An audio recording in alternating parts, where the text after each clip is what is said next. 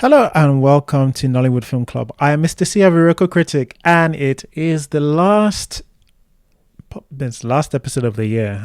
Congratulations for yourself for getting to this point. What a feat! And if you can like and follow the podcast to celebrate the end of the year, we would appreciate that. So, yes, I know the podcast is long, but honestly, can I be honest? This is a fun podcast. It really is. Especially this episode. This episode is fun. I enjoyed it so much, and I'd like to honestly thank everybody who has been listening. The person, a couple of people who have commented. Thank you so much. Enjoy all of that. Enjoy your thoughts. Thank you for the filmmakers who have encouraged. Thanks for the filmmakers who have cursed. Thanks for everybody who has engaged with us and uh, try to criticize us or steer us in the right direction. Critique, I should maybe use. I enjoy, shout out to my speakers, listeners. Those guys obviously are the people who make a lot of this the fun listening exercise for you that hopefully it is. And I love Nollywood Film Club. It's become a huge part of my weekly schedule, and one I look forward to most of the time. I'm probably going to miss it as much as some of you, and or maybe not miss it as much as some of you, depending on which one of you. But yeah, all right, I'll stop waffling. I know there's a long podcast, but I promise you it's fun. I hope you enjoy Nollywood Film Club for the last time in 2024, discussing Christmas in Lagos. Hey, welcome to Nollywood Film Club. I'm Mr. C Yaps, critic. We do discuss Nollywood movies, sometimes Nollywood topics, every Sunday 6 p.m. Today, we're going to be discussing in our very last space of the year, Christmas in Lagos. It's the new Jade Prime original movie. We'll discuss what we like in the good. We'll discuss what we don't like in the bad. We'll disagree in the pushback, and then we'll do a nice summary at the end. Summary. Huh? What? You said nice summary. Okay. All right. Stop breaking the flow, please. Mm-hmm. All right. Yeah, we're hosting with me is Mrs. C, who will be breaking the flow and ruining the flow of all of these spaces, as you can see. Improving. But we'll not let that stop us. We're going to power through. Sorry, the order of things is going to be a little bit upside down because Elon. But I do know praise needs to do this and come, and I think she was the first that I saw anyway. So Praise, tell us what you liked about Christmas in Lagos. Hi. So what I liked about Christmas in Lagos, I liked that it was pretty to watch. I liked the fashion. I think the costume designer tried. I liked the outfits. I thought they were pretty. And I think I liked I liked Shafi's relationship with Wale a bit. I have problems, but like when we're talking about problems, but that's literally the thing I like. That's just the thing. It's mostly just the costume, honestly. Yeah. Okay, short and sweet. Thanks, Praise. Okay, that was very short. Took me aback. All right, I think Elizabeth. Because you said the thing we like. If the Yes. thing I like is not plenty. Oh. Okay. No. Keep talking. No, it's fair. It's fair. Okay, Elizabeth, some of the things you liked about Christmas in Lagos. Okay, so welcome to our second truly global Christmas movie. So, what did I like? Oh my God, I think everyone is beautiful. Let's start from there. Look, you want to get my attention, just throw in really beautiful people and maybe some beautiful gowns. But really, let's talk about the beautiful people. I also like that They had like really good looking, beautiful sets. I liked really most of the sets really pretty. It wasn't shoddily done. You could see that, money was put it in this and the money was spent. Beautiful sets. What else? I'm so happy to see Ladipo in a romantic role. I don't care if it's the first time, if it was as just as bad as Vector, but we'll just keep putting my favorite beautiful looking men, put them in the film. That was also fine. This is tough, man. Yeah, I think that's it for me. Beautiful gowns, though. Okay, all right. It seems like we're gonna have it pushing, keep it pushing. Thanks, Elizabeth. Vanessa, do you want to tell us some of the things you liked about Christmas in Lagos? Sure. I might go and wax lyrical a bit. I feel like as much things as I didn't like, there's as much things that I liked, kind of. So yeah, I'm gonna start off with as resplendent in beauty as a film like Christmas in Lagos was. I think I would be remiss to not speak about how beautiful it truly was. Like it looked beautiful first off. Like a lot of the fashion. This is the first time I've not been like offended by fashion in a Nollywood film. Like, oh, the Lisa Falawiya I was seeing, such a beautiful actual fashion, not just clothes that were sewn together by whoever. It's beautiful clothing in this. And the people are gorgeous. Sorry, I'm freezing. I'm outside. That's why my voice is shaky and cold. Um, but the beautiful people from Shafi Bello looking as gorgeous as ever, the picture of Grace, to Teniola, who I think is one of the most beautiful people, to the lady who plays Yagaze. Her name is Anosike. I'm trying to remember her first name. I've already told her she's entering my eye. She's a gorgeous girl. Everybody's so beautiful, down to the men. Sorry, Obinna, you need to be on my screen. And I love the fact that they put him in that brown um delivery man outfit, kind of like the UPS guy in Legally Blonde. Yeah, he was gorgeous in that brown. He was beautiful in that brown. I loved seeing him in that. Every time he came on my screen in that brown, I said yum. I said yummy, yum, yum. Ladipo, obviously, gorgeous, gorgeous, beautiful man. Um, Aside from the beauty, though, I think what I truly liked, and while I might be dissatisfied with how it was executed, I'm biased here, and I think I've said this to a few people. As a child of a single mum, my heart melted at one Teniola's relationship with her mum because it's very similar to mine with mine, and the idea of a mum who's been single for the past 20 years, dedicated her life to her child, and her child saying, no, it's your turn now. Be selfish, fall in love, rediscover what it's like to be giddy and happy about being in a relationship with someone. I thought that was incredibly sweet. I want the same for my mother. And so my heart was melting at the thought of it. I also just liked seeing an older woman be pursued by multiple men and not back down from the fact that she was being pursued by multiple men. She was actually enjoying it. I like take enjoyment in that.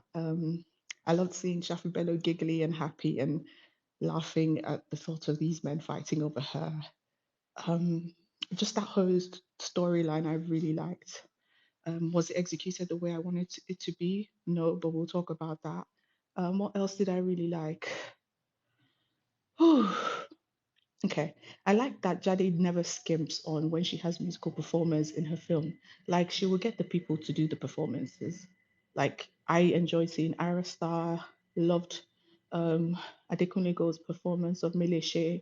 It was beautiful. It was just a really beautiful film. What else did I really like? Ooh, Waje's performance. Waje is a voice, and I think for a film that's about Christmas, Waje's performance really made it Christmassy. Otherwise, that's not a Christmas film. So glad to have that Christmassy moment in that. Um, but yeah, those are my likes. Got to get on the train. Bye. All right. Okay. Thanks, Vanessa. Atas, do you want to tell us some of the things you liked about Christmas in Lagos? Unfortunately, I'm just going to be echoing most of what Vanessa said. I enjoyed the music in this. I think Ayesta was great, gorgeous woman, gorgeous performance. AG, gorgeous man, gorgeous performance. Everybody else, but I really love the cover of Simi song for the wedding march in this. I think I like it better than the original version now. Lots of pretty outfits for sure. Definitely. I would love a lookbook at some point after this. I know I recognize some of the brands. Like I know I saw a couple MOT pieces in there, but I'm really curious about what the other ones are. It was definitely a very pretty movie. I like the casting of Shafi and her daughter and the chemistry between them. And just their relationship was kind of cute. Um, there was some decent friendship chemistry. Ivie and Fiyin were cute mostly. And then Ivie's boo, which I'm guessing is the Ladipo person, and his friend were also kind of cute. The backdrop for everything was gorgeous. The wedding was so pretty to watch. Even the party on the streets with the little banners were cute. The proposal was cute. Um, I liked the celebration of older romance in this. I like that that was more so the focus than I guess the younger ones. I really liked Abele and her husband. Um and that sort of like long love relationship that still kind of burns on even through grief, as well as Shafi being pursued, and like dealing with her first love and her current love and trying to bridge that gap. Yeah, I thought the wedding scene was cute, like the wedding itself. What Fiyi says, take care of her, and I think that was probably the only somewhat emotional moment in this. But yeah, it was cute. RMD was cute, gorgeous man. He was funny. His little shade throwing, that small boy is kind of funny. It's fun character. But yeah, beautiful gowns, gorgeous people, gorgeous music, gorgeous flowers, gorgeous backdrops. I don't know. What more can I say? Christmas in Lagos, man. Okay, all right. Thanks, Otaz. A lot of praise for the shine and the gorgeousness of people and things and clothes. Okay, all right. Nollywood must change. Do you want to tell us some of the things you liked about Christmas in Lagos? Okay, firstly, I want to thank God for the life of Jade Osiberu for this movie, because if she has mistakenly cast in Sharon Oja, in Dima Okoje, or Nancy Simi, this movie might have gone left totally in a way. It was, I think for me, it was Tenny Oladise that saved this movie for me, because I might have just stopped at the point and say I'm not watching because, you know, but I think her performance was, even though I have issues with her storyline, but her performance was good for me. Like she made the movie something for me to watch, and the casting of this movie, everybody was looking good. You know, Shafi Bello would never do wrong in my eyes. Like, even if the film is bad, she would always be. She would never do wrong in my eyes, because she's a pretty woman and she performs well for me. I don't know for anybody else. She's always performing well for me. Whatever role you put her in, you cast her in, she's always done well. And I like the idea of older people falling in love. The love triangle. Even though I might have issues with it, I'll wait till it's my bad. But I like the love. I like the love triangle. The older people love triangle, and I like that. Um, our dear RMD is not the heartthrob in this story.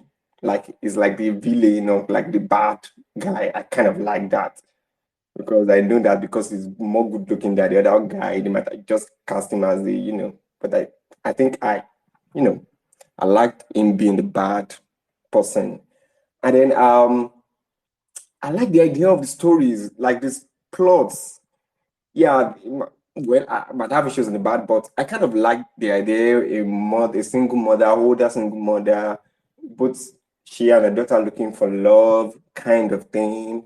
And I kind of like that this guy, the IJGB guy, kind of. I think his story unfortunately, okay. I don't want to say, I have things to say about the story. It's still in my bad, but I kind of like that his own plot have depth, kind of him losing his sister, and they were trying to use it to feel like maybe it's because he lost his sister, that's why he fell in love with someone else in the abroad kind of thing.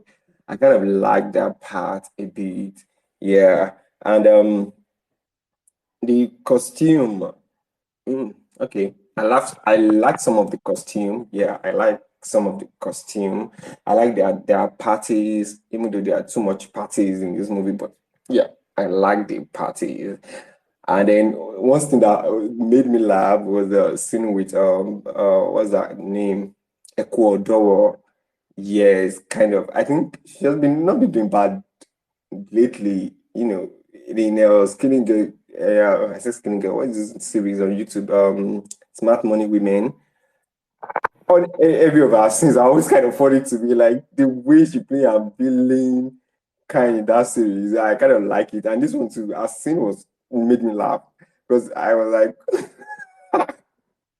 I was expecting, and she did the French part very well because I was doing that. Well, these people spoiled this French thing and kind of did the pronunciations well for me, So I like this guy. What's his name? This rapper. I kind of like that his performance was not cringy for me. I'm like, because someone who is not really an actor, him coming into a film like this might make the performance cringy or first time acting. But I kind of like it. It was not cringy for me. And this guy too, him performing this fine guy, that was the delivery guy, him performing a character that is not, bougie, not the rich level kind of guy, was not bad. It was not cringy for me. Like I could endure the performances in this movie. And anyway, the most important thing is that kudos to Teniola. She's one of the best we have, and I'm glad she's like a lead character in a streamer or original. I'm kind of happy for her. And Shafi Bello, Pretty Woman. Well, this movie not bad. I kind of like the idea behind it, so kudos to them. That's all for now. All right. Thanks, Nollywood Must Change. Next was Olana. Do you want to tell us some of the things you liked about Christmas in Lagos? Yeah. Hello. Can you guys hear me? A little bit. Are you using headphones? Because you're. Yes. All right. If you unuse headphones for a little bit, just for this year speaking. Yes. Okay. Great.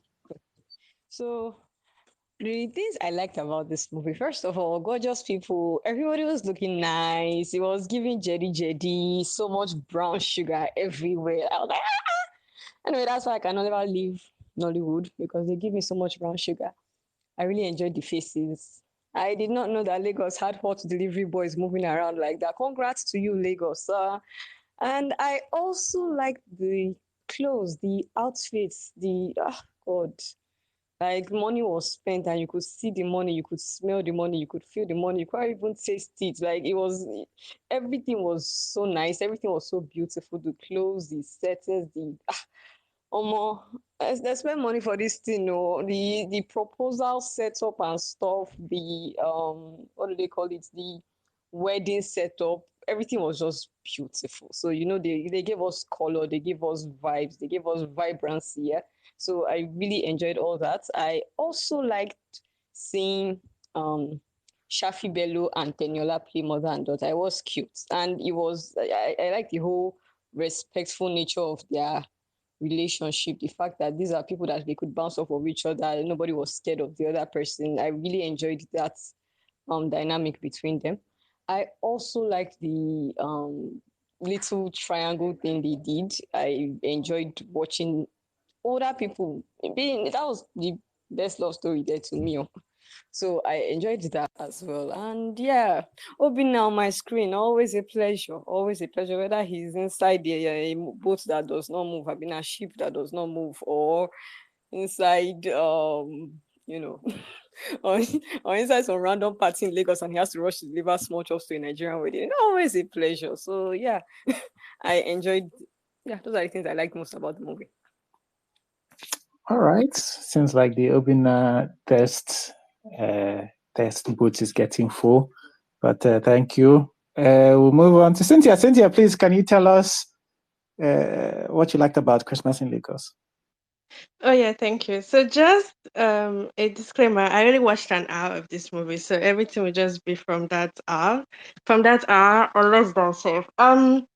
The only thing I'm yet to say is that 20 minutes into this movie, when the lady that played Yagazi appeared, I was interested in what was going to happen in this movie. I think it was her beauty and also her aura. So yeah, the lady that played Yagazi got my interest. She's very beautiful. A lot of the times when a lot of people were just talking, she was like the one that was calm and using her facial expressions a lot to like tell me how she's feeling or what I should interpret of the situation I'm watching on my TV. So throughout the 1 hour I watched, my only like is the lady that played Yagazi, her beauty, her facial expression, how she comported herself, and yeah, that's it for me. Okay. Thank you, Cynthia. That's very interesting. More testing, though. Sounds like everybody here is testing. But some people have mentioned the old couple love, but it sounds like most of you are just. Are people going out at all? People should go out to It's Christmas. There's love outside. All right. Uti, do you want to tell us about some of the things you liked or some of the people you tested over, I guess? That's another is crazy, but let me get that out of the way. Of course, Obina and like a little bit of Elo. But what did I like? I like the color and I like the beauty, of course. I like the premise. I like the idea of what they're trying to do. I like the idea of like different people finding love, and this is also like a niche like. But I liked RMD's teeth in this. I don't know. It was just one scene, and he was smiling, and I was like, oh my goodness, his teeth is really white and they're really nice. And I remember like for some reason that just stuck with me. And yeah, that's mostly it. Okay. All right. Well, first, Mrs. C. Yeah. Tell us of your test. Thank you. So I'm just gonna say, Jade said, if your hip to waist ratio is not 0.7, you're not welcome on this set. And I appreciate that. Sorry. Because everybody I said, what waist? What waist? Every woman on my screen. Gorgeous, beautiful. I will join in the Yagazi fan club. Stunning, gorgeous, beautiful woman. Special shout out to Jade for having my girl Ira. Appreciate it. I thought some of the lines, some lines of dialogue, couple lines of dialogue, I thought were a bit cute. Wear something Ira Star will be proud of. I thought that was nice. And then she showed up in something I do believe Ira Star will be proud of. So that worked. I think there were a couple cute moments between people. I think Shafi and Teniola had a couple cute mother-daughter moments. I thought that was nice. What else did I like? I've mentioned beauty, right? And the male characters were beautiful. I don't believe I've enjoyed RMD in a while. I think the last time I saw him was Suspicion, and I thought his character was entirely superfluous, didn't need to exist. And I thought, why are you smiling in such a creepy way in the suit? I know you're supposed to be the devil, but chill. But I enjoyed him when he was speaking Pidgin here. It seemed he seemed very comfortable in interacting in Pidgin, and it was Warrior Pidgin, so it was kind of fun. And yeah, I liked a few bits of when he was toasting her in Pidgin. Those were fun. What else did I like? I liked it was just a clip of the street party that was happening. I was like, yeah, this feels like a Nigerian Christmas street party. I don't know if any of you had street party in your streets during Christmas time, but my streets did. So that seemed a little familiar and Christmassy. I'm not gonna see the intention. I'm not gonna see the intention. Jade is bigger than for me to see her intention, so I'm not gonna see the intention. And that's about it, because I want to say I appreciate the older people romance, but I think we've seen Wale in an older person romance as well, right? Casanova, exactly. So again, yes, sure, do it, but do it well. There's some people I'm gonna give a check mark for attempting. Good. We're in the good. Oh, sorry, we're in the good. Okay. I'm not seeing the intention. I'm refusing to see the intention. That's not Sorry. Okay, I've said my piece. There you go. Okay, all right. I'll read some people who have actually sent in things they like. Dewemy says things I liked: the music as a standalone. I agree. The locations and the costuming. Likes Teniola. She was so brilliant in this. The lady who played Ivie, spot on. I enjoyed the adult love triangle. It was very refreshing. I like the sets. Jade's sets always look different from the regular Nollywood sets. I am tempted to also add RMD. He was great. Okay, so a lot of love for the old people love. All right. So what I liked. So I have notes. Okay. I thought this actually had a decent show of affluence in the films. Sometimes in films we're going, oh, this person is really rich, and they're either doing it by saying, oh, billions, and you're not seeing it anywhere around them. And this didn't feel like, even though like RMD was loud with his wealth, he also saw it on him. He looked like somebody who was really wealthy and really took care of himself. The private jet, even though like they cheated that well, at least they made it seem like he had a private jet, that kind of thing. I liked all of that. I liked all of that. I think Shafi is actually quite good in this, regardless of sometimes of the lines she has to say. I think Shafi is good in this. In general, I think this movie and Jade uses stars very well. I think Shafi and RMD and even Wale, I think they call Wale, sorry. I think they come prepackaged with a star aura that I think helps carry, because there's a few shorts, small stories in there, and when you don't have time to really flesh out characters or show somebody as charismatic, if you hire people who already have prepackaged stardom and aura and charisma, it helps. It helps with the story. It helps with the feelings, because it's like a shortcut. Instead of writing charismatic lines, you can just put RMD and hey, there we go. You don't even need to write too much charismatic lines. Shortcut. Shafi as well. And I would say Shafi is weird. I'm not sure if I've seen Shafi used like this, where she's affluent, but she's also a love interest. I don't. Men's Club. I don't watch Men's Club. So yeah, it was nice to see her there, where like she's dating people, especially in her age bracket. I'm not sure if that's same this in Men's Club, but Shafi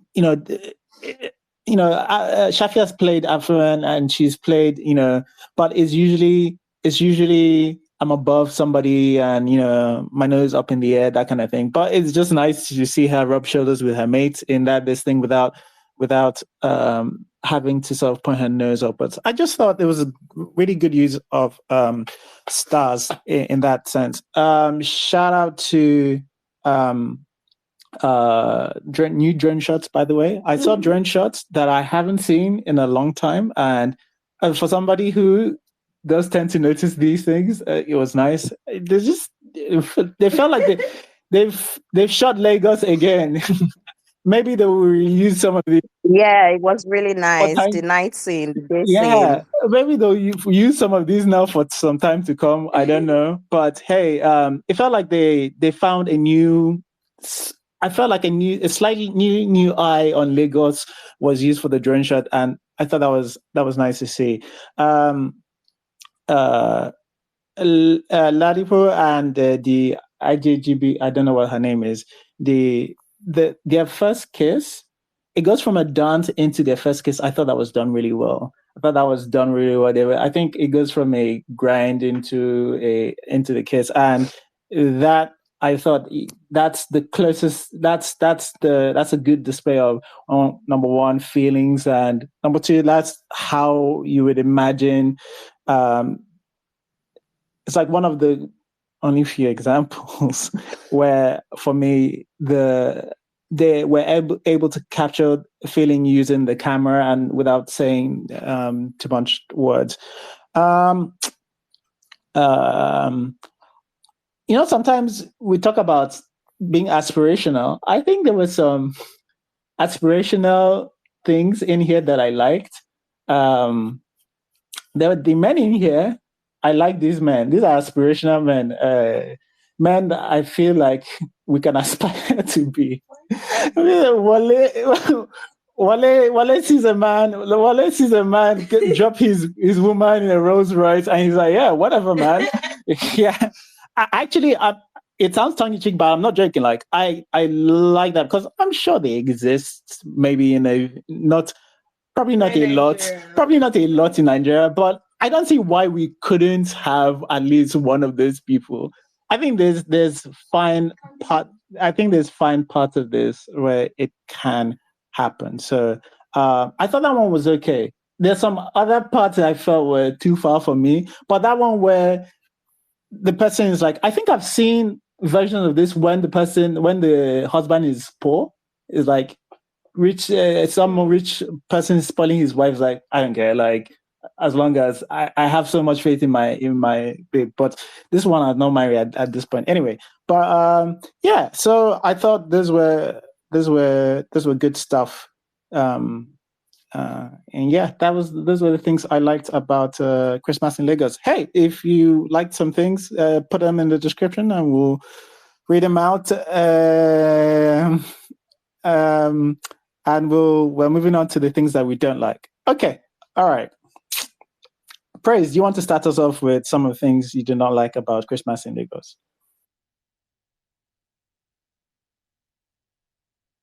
Praise, are you there? Hi, yes. When people were talking, I felt like I didn't mention some things that I liked, but that's fine. I feel like they've spoken for me. Okay, so one of my biggest gripe generally is like when we say that it's a rom com and then there is no like happy for now or happy ever after. I'm like, why did you do this to me? Like, why? That's like my biggest gripe. Like, generally, I hate stuff like that. I was talking it's Christmas rom com. We got to the end. I was like, Jade, are you my best friend wedding me? Like, this is a Christmas rom com. And I didn't like that they put like it was so clear that Teniola was like central to like the story, and they felt like they were gonna do that whole friends to lovers thing, and they just moved away. And I'm talking about the boy that even played Elu. I think Teniola carried a lot of did more of the work in that pairing, because he was not giving. And he was not giving anything. He was not giving romantic lead. I could not believe him. He was so impassionate. He was just a fine boy, like in the film. And I was just like, "Ugh, what was this? It's not really like giving anything like that." So that's a problem. That was one problem I had with it. And I think as the film went on, they were doing a lot of like showing, and they were doing a lot of telling and less showing. So like when we got to that part where Elo had like a outburst where he was like, "You're selfish," yada yada yada. I was like, is she selfish? Because I didn't really see her being selfish. At least with my best friend wedding, we could see Julia Roberts like actively trying to ruin the wedding. But like Fiyin, was that her name in the film? Fiyin was not doing stuff like that really. And they said she was selfish. And then they tried to like make it up with the fact that, oh, there was one ex-boyfriend and she bumped into him, and maybe she now tried to see him as somebody, as a second option. But I just wasn't buying it. Like they were saying a lot of things in the film. Just like, and I think they took a lot of too many convenient actions. Like, for example, I know this thing was just bothering me. I'm like, why is everybody attending the same church? Why is the delivery guy in the same church with the madam that is so wealthy? Like, you people already like painted these people as wealthy people. Like, why are they in the same church? I know that's a minute detail, but like, can we be for real, guys? And then Ajani too was like there. And I think I also had problems with some of the performances. Also, like Yagazi's performance, beautiful girl, by the way, like everybody has said. But like when she was having her outburst, I was just like, sis, what's this now? Like, I just couldn't like believe or like buy that because I was just like, yeah, I'm not really feeling that. So I think I feel like there are other things that I'm not like mentioning right now, but I think there was a lot of like telling and less showing, and that kind of like ruined it for me. And I felt like Elo and Elo and Teniola Fiyin could have been. I felt like they had something there, but they then decided to go this whole F to the K, just let them be best friends, which is I don't know. And I think also they didn't really flesh out all the characters. I feel like they didn't really flesh out the characters that much. For example, they mentioned in the beginning Fiyin not she doesn't know what she wants to do with her life, and then they just threw that away. It just felt like it was something they just mentioned, and then they just abandoned that.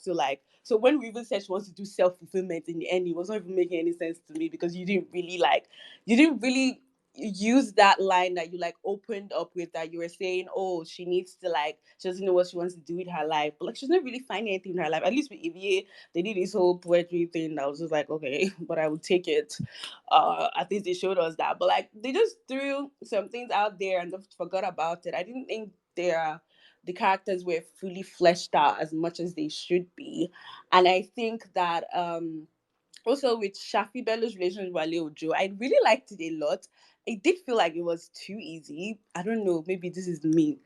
I've gone with too many Yoruba men. I'm just like, this romance is too easy, God. But I don't know, it just felt like it was too easy. So there, and I just want to mention one thing that I just remember that I really liked. When Elo came back and then his mom hugged him and then she kept praising him and she was calling him names, and I kept wondering, why is this woman being so weird? And then later on, when they showed that, oh, her kid was dead, I was like, okay, makes sense. So that was showing, but they didn't really carry it on throughout the film. So, anyways, I just want to say that Yagazia and Elu in the future, they are definitely going to break up because Elu is going to cheat with Fiyin. That's how our marriage will end. So, yes, thank you very much.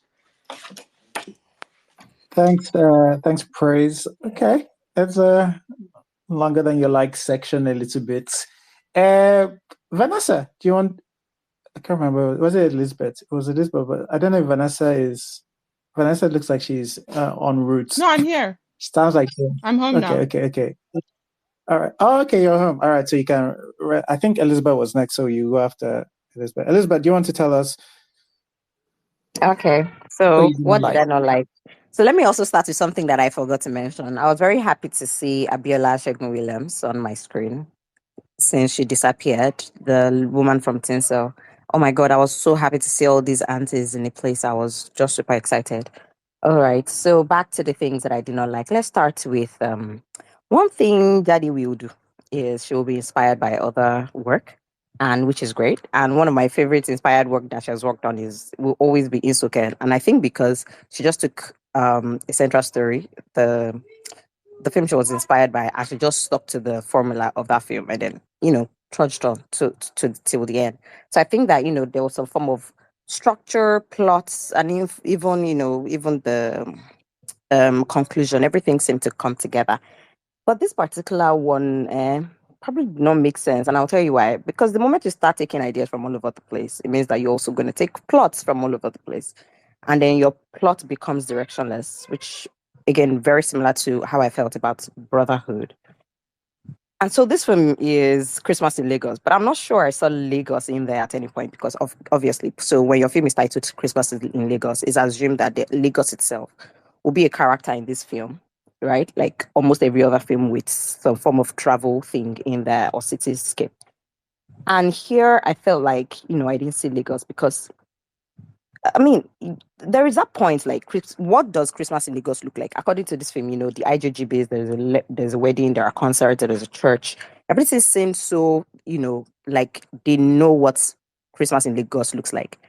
But from the point of view of any of the characters, even Fiyin, who supposedly should be a central character, does not look like I'm seeing Lagos at any point. I'm just seeing neat sets, party, neat set, concert, neat set.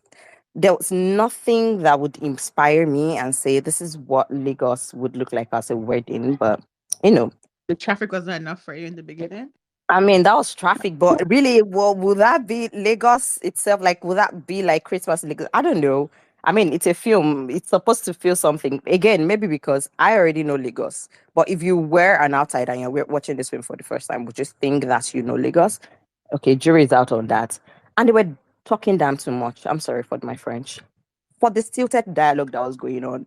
Like, every time I hear a dialogue, I'm always in awe. I'm like, okay, there were moments the dialogue worked, right? There were times things didn't seem like so out of place. I don't know, maybe it's the way it was paced or the way it was arranged. I don't know what's going on there. The tacking the grief points. I don't know what was like half of the time I'm like, what's going on? Like half of the time I'm like, something is up. But what's going on? You just generally don't know what's going on. And then it felt like we were talking so much and nothing was happening at the same time as things were happening. Like Mewa and Shelley, things was just happening. Things and I'm like, what's going on? It, like the previous speaker mentioned, so much telling, like they're filling you up with the backstories. Everybody's telling you what, so that, just to move the plot forward, we're going to tell you what happened so that you can, yeah, just move along with it. And then I think it was that scene with Ladia and Ivie. I was so confused. When they were, oh my God, I didn't know you were going to be here. Oh my God, you are here. And I'm like, niggas. And I didn't even know what was going on there. I'm like, you people who wrote this. But then, the com in this rom-com never really took off, talk less of landing. Like there was nothing. Oh my God, the comedy here, I was searching for it. That beginning with the old chicken thing, I was already distressed. And then because the sound was bad, it felt like, ADR like voice was tacked on that scene with, hey, person don't my chicken be my chicken. Oh my God. I was like, oh my God. I just had a face palm, like my face in my palm moments at that point.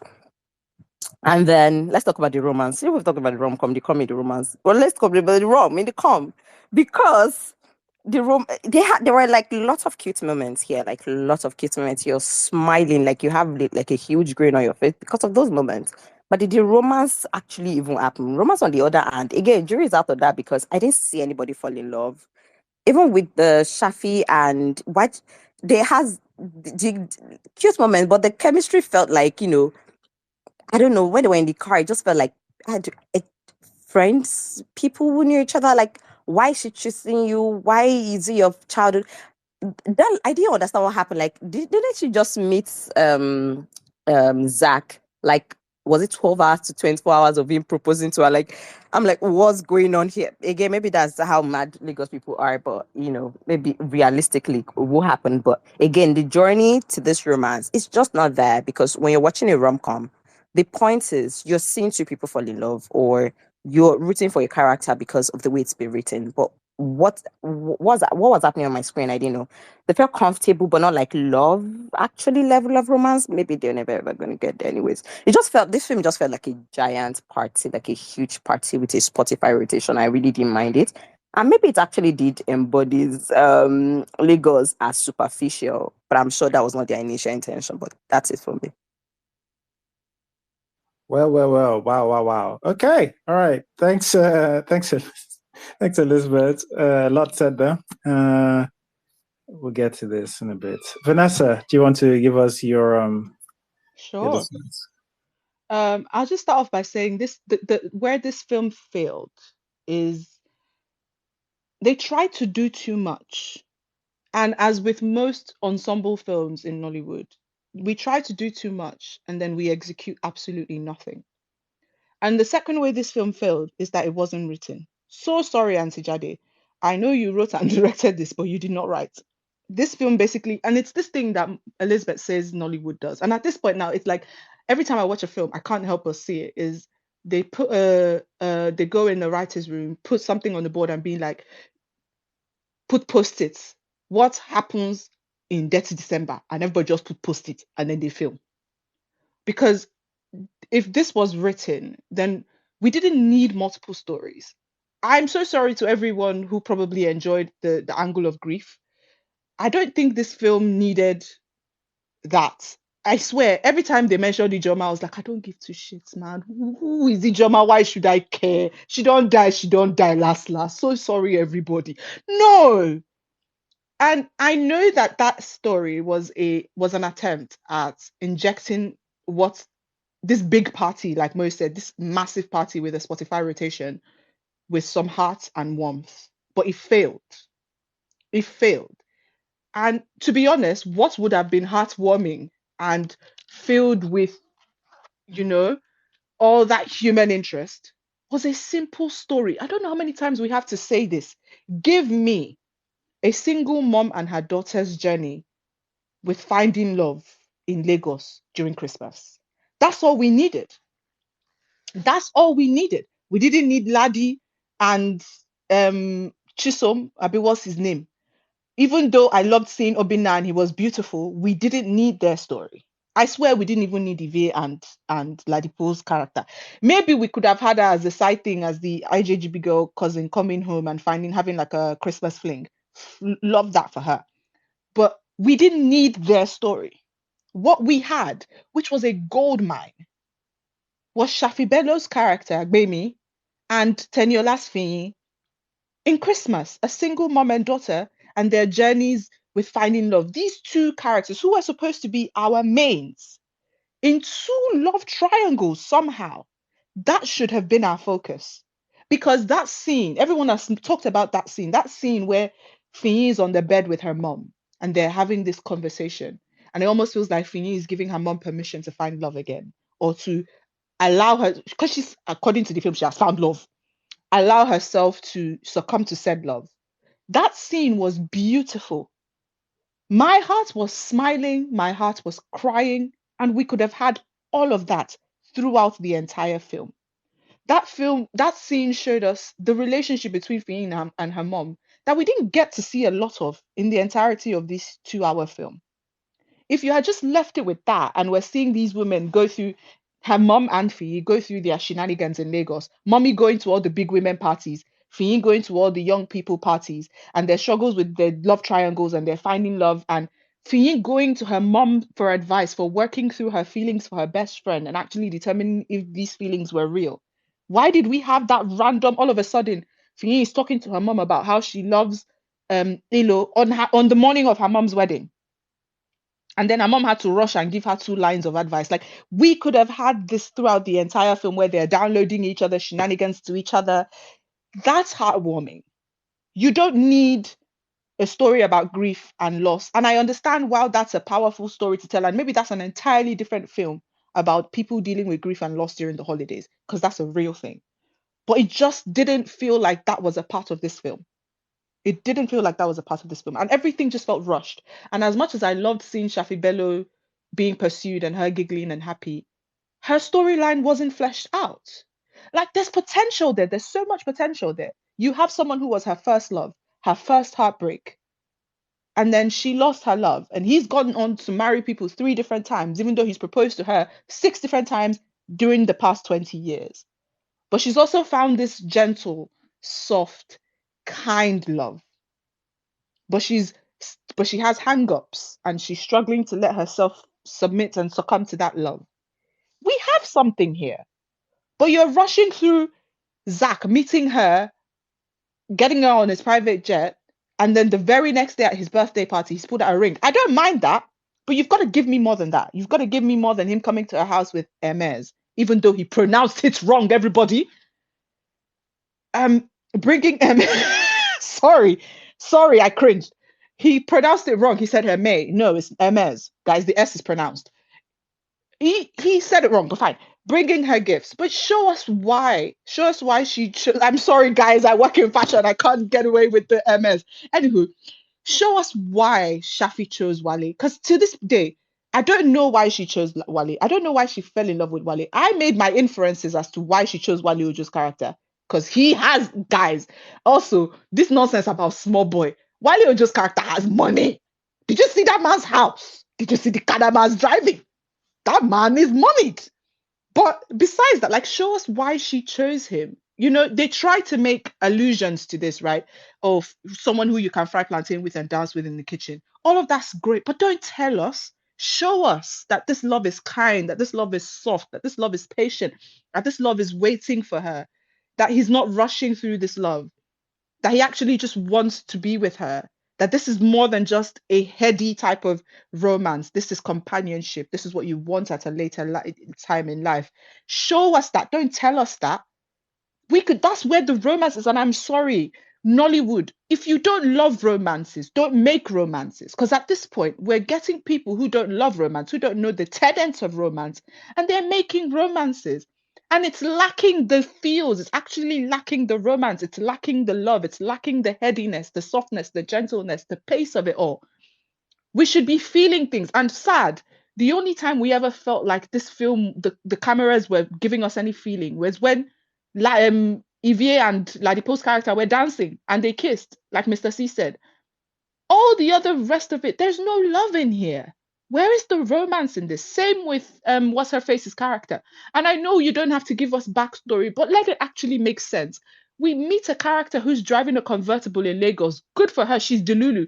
I know everyone's saying why is that, but like I feel like that's one of the few things that kind of showed us how Delulu Fiyin is.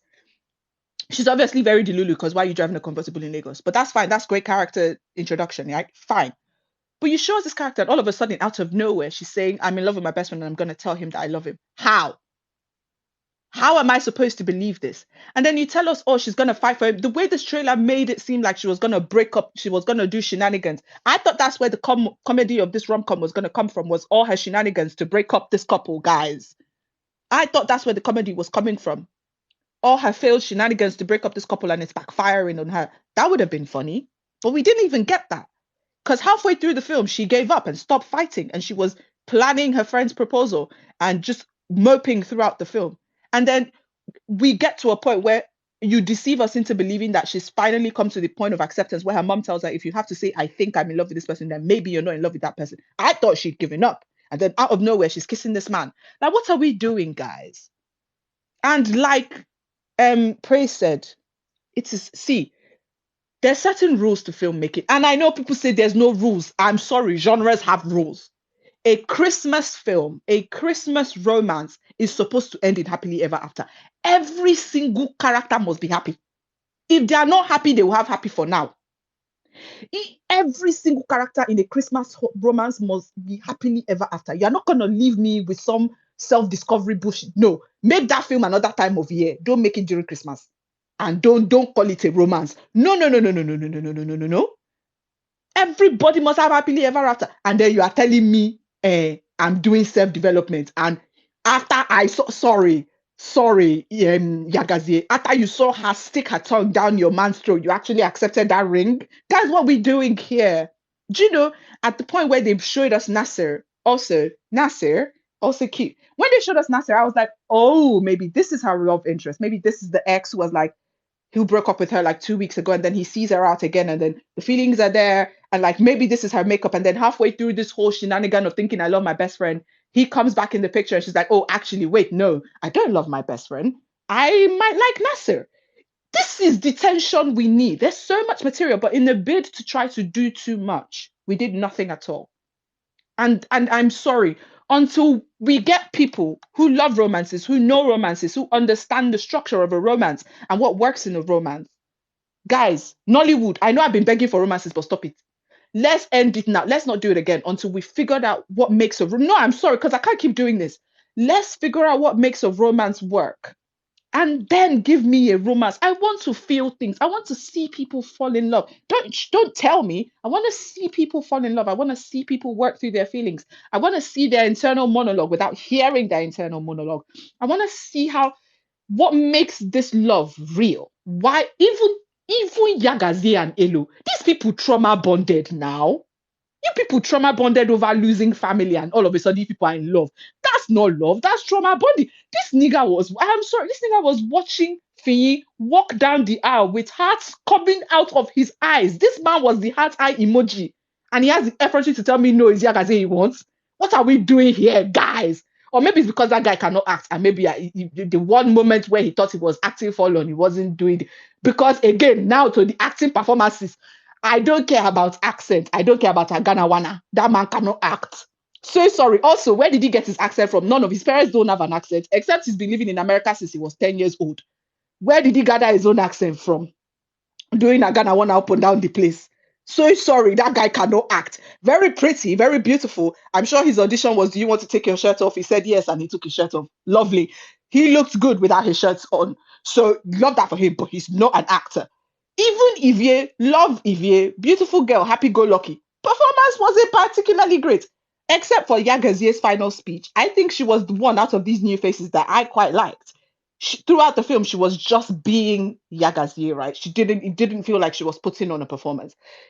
But Elo cannot act. And if in that moment, are you telling me that that man was not looking at her like, damn, this is the woman I love? Because even, again, I don't know what film we are making here and how this ended the way it ended. Because even Yagazie turned to the left when Fiyin was walking down the aisle and her boyfriend I was following Fiyin down the aisle.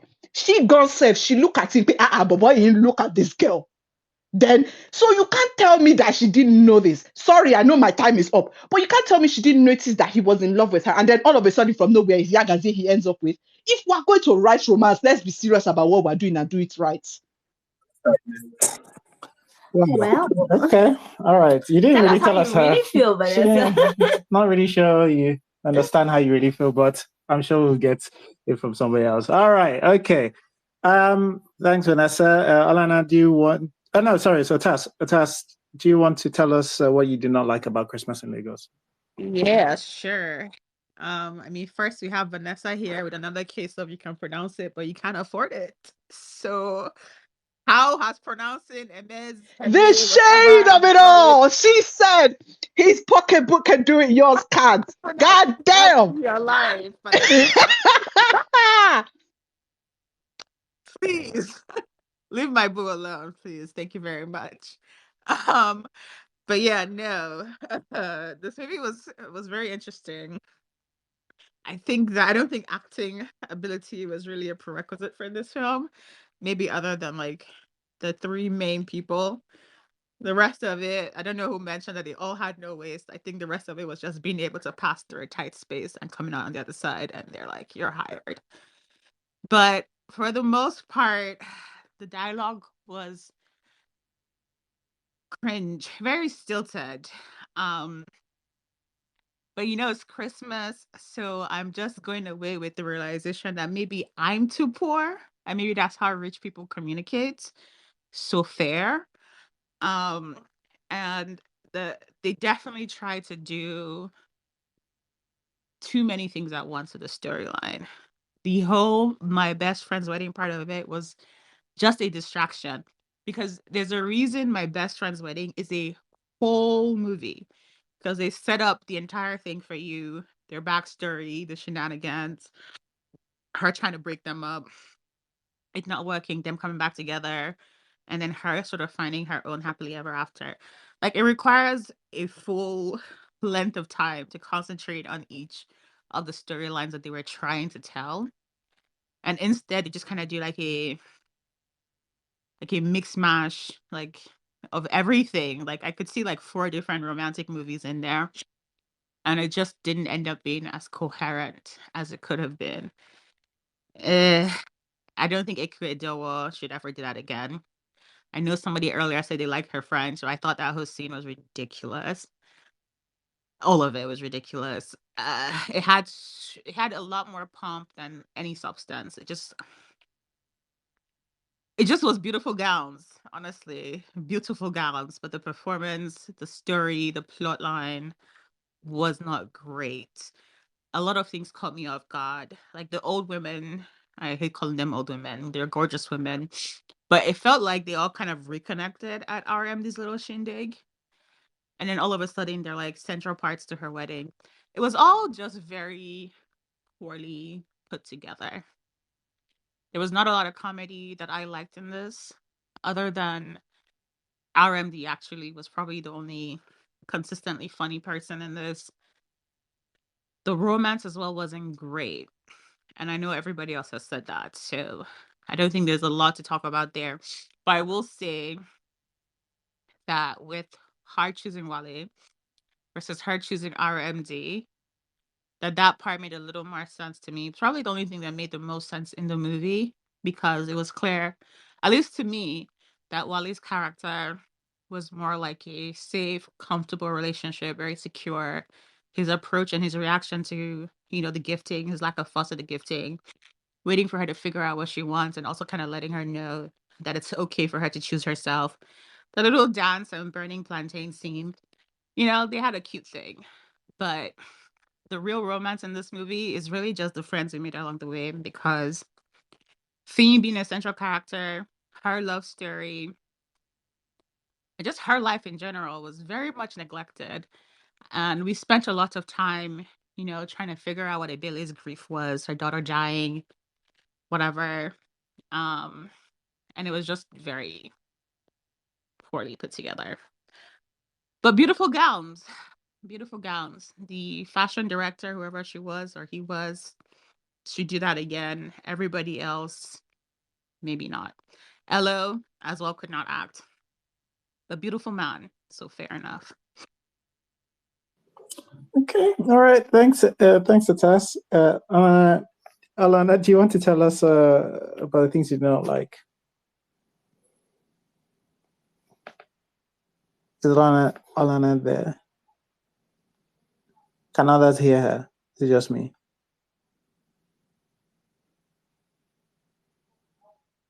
Wait, can we hear me? We can hear you, sorry, but we can't hear Olana.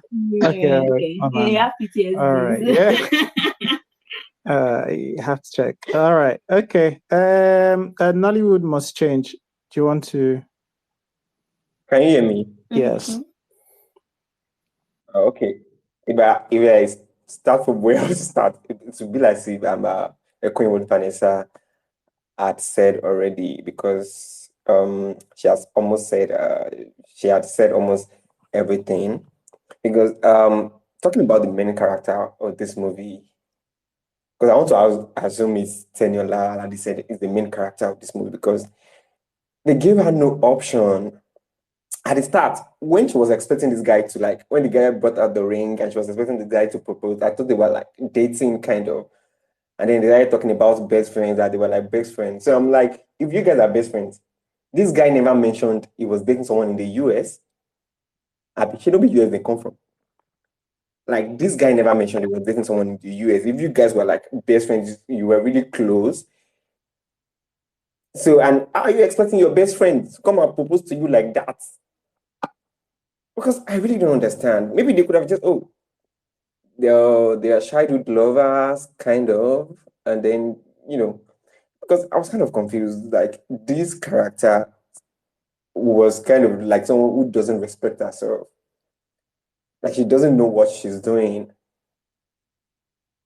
The same thing with her mother. You kept kissing, kissing, going back to someone who proposed to you like 5 times to 6 times or whatever the number of times they said. Like, girl, the first day you should have just block this number, walk away. Like, why do you keep going back to him? I just felt it was kind of disrespectful for that character. Anyway, so most of these characters in this movie, the only thing they were doing in this movie is just like they're looking for love. They didn't show other sides of them, what they do. I don't think I know what. Okay, I think they mentioned she was doing something for her mother, but they never saw her do it anyway. Even the mother said she was just talking to her. You like the fabric. I didn't see her do anything. The only person that I saw do something was the guy in the live band, and the delivery guy and the housemaid. They were the only people doing something. So the character was just one dimensional. Like, you are here to find love, and you're here to go to parties, and you're here to dress. That's all for you. Like, the writing could do a lot, because I think last week someone was saying that they were going to do a lot and the whole thing will just scatter. they were doing a lot and they didn't focus on anything. We really like the idea of the love triangle for the elderly, but the plot, this guy, RMD proposing 6 times doesn't make any sense to me. Like, this character is not stupid. If he gets in, you know, go end up with R&D. And that was plain on sight. So what are we waiting for? What are we looking for then? It's made the choice very easy because no same person will go back to someone that has proposed to you 6 times, left you, come back, left you, come back. Nobody would do that. So it was kind of convenient. The plot convenience was just there, and the whole sad part where someone the whole money where this one were money their family. I think it could have worked for Teniola if it was Teniola's character money her father kind of thing. Well, I could have that makes sense. Even though they were trying to add depth for that character, but it doesn't make any sense. It just felt like it was forced into the movie. Even YJ coming into it was forced. Kind of, they really needed to do a lot with the writing of this movie. They really needed to do a lot. And I've noticed that Jade has issues with writing, kind of. The same thing with Gangs of London. I say Gangs of London. Gangs of Lagos. If you're trying to steal idea, if you're, let me say idea, you're trying to borrow idea from other movies, just, if you can't copy directly, just do it in a better way, not like you model things up and the whole thing will fall flat on its face.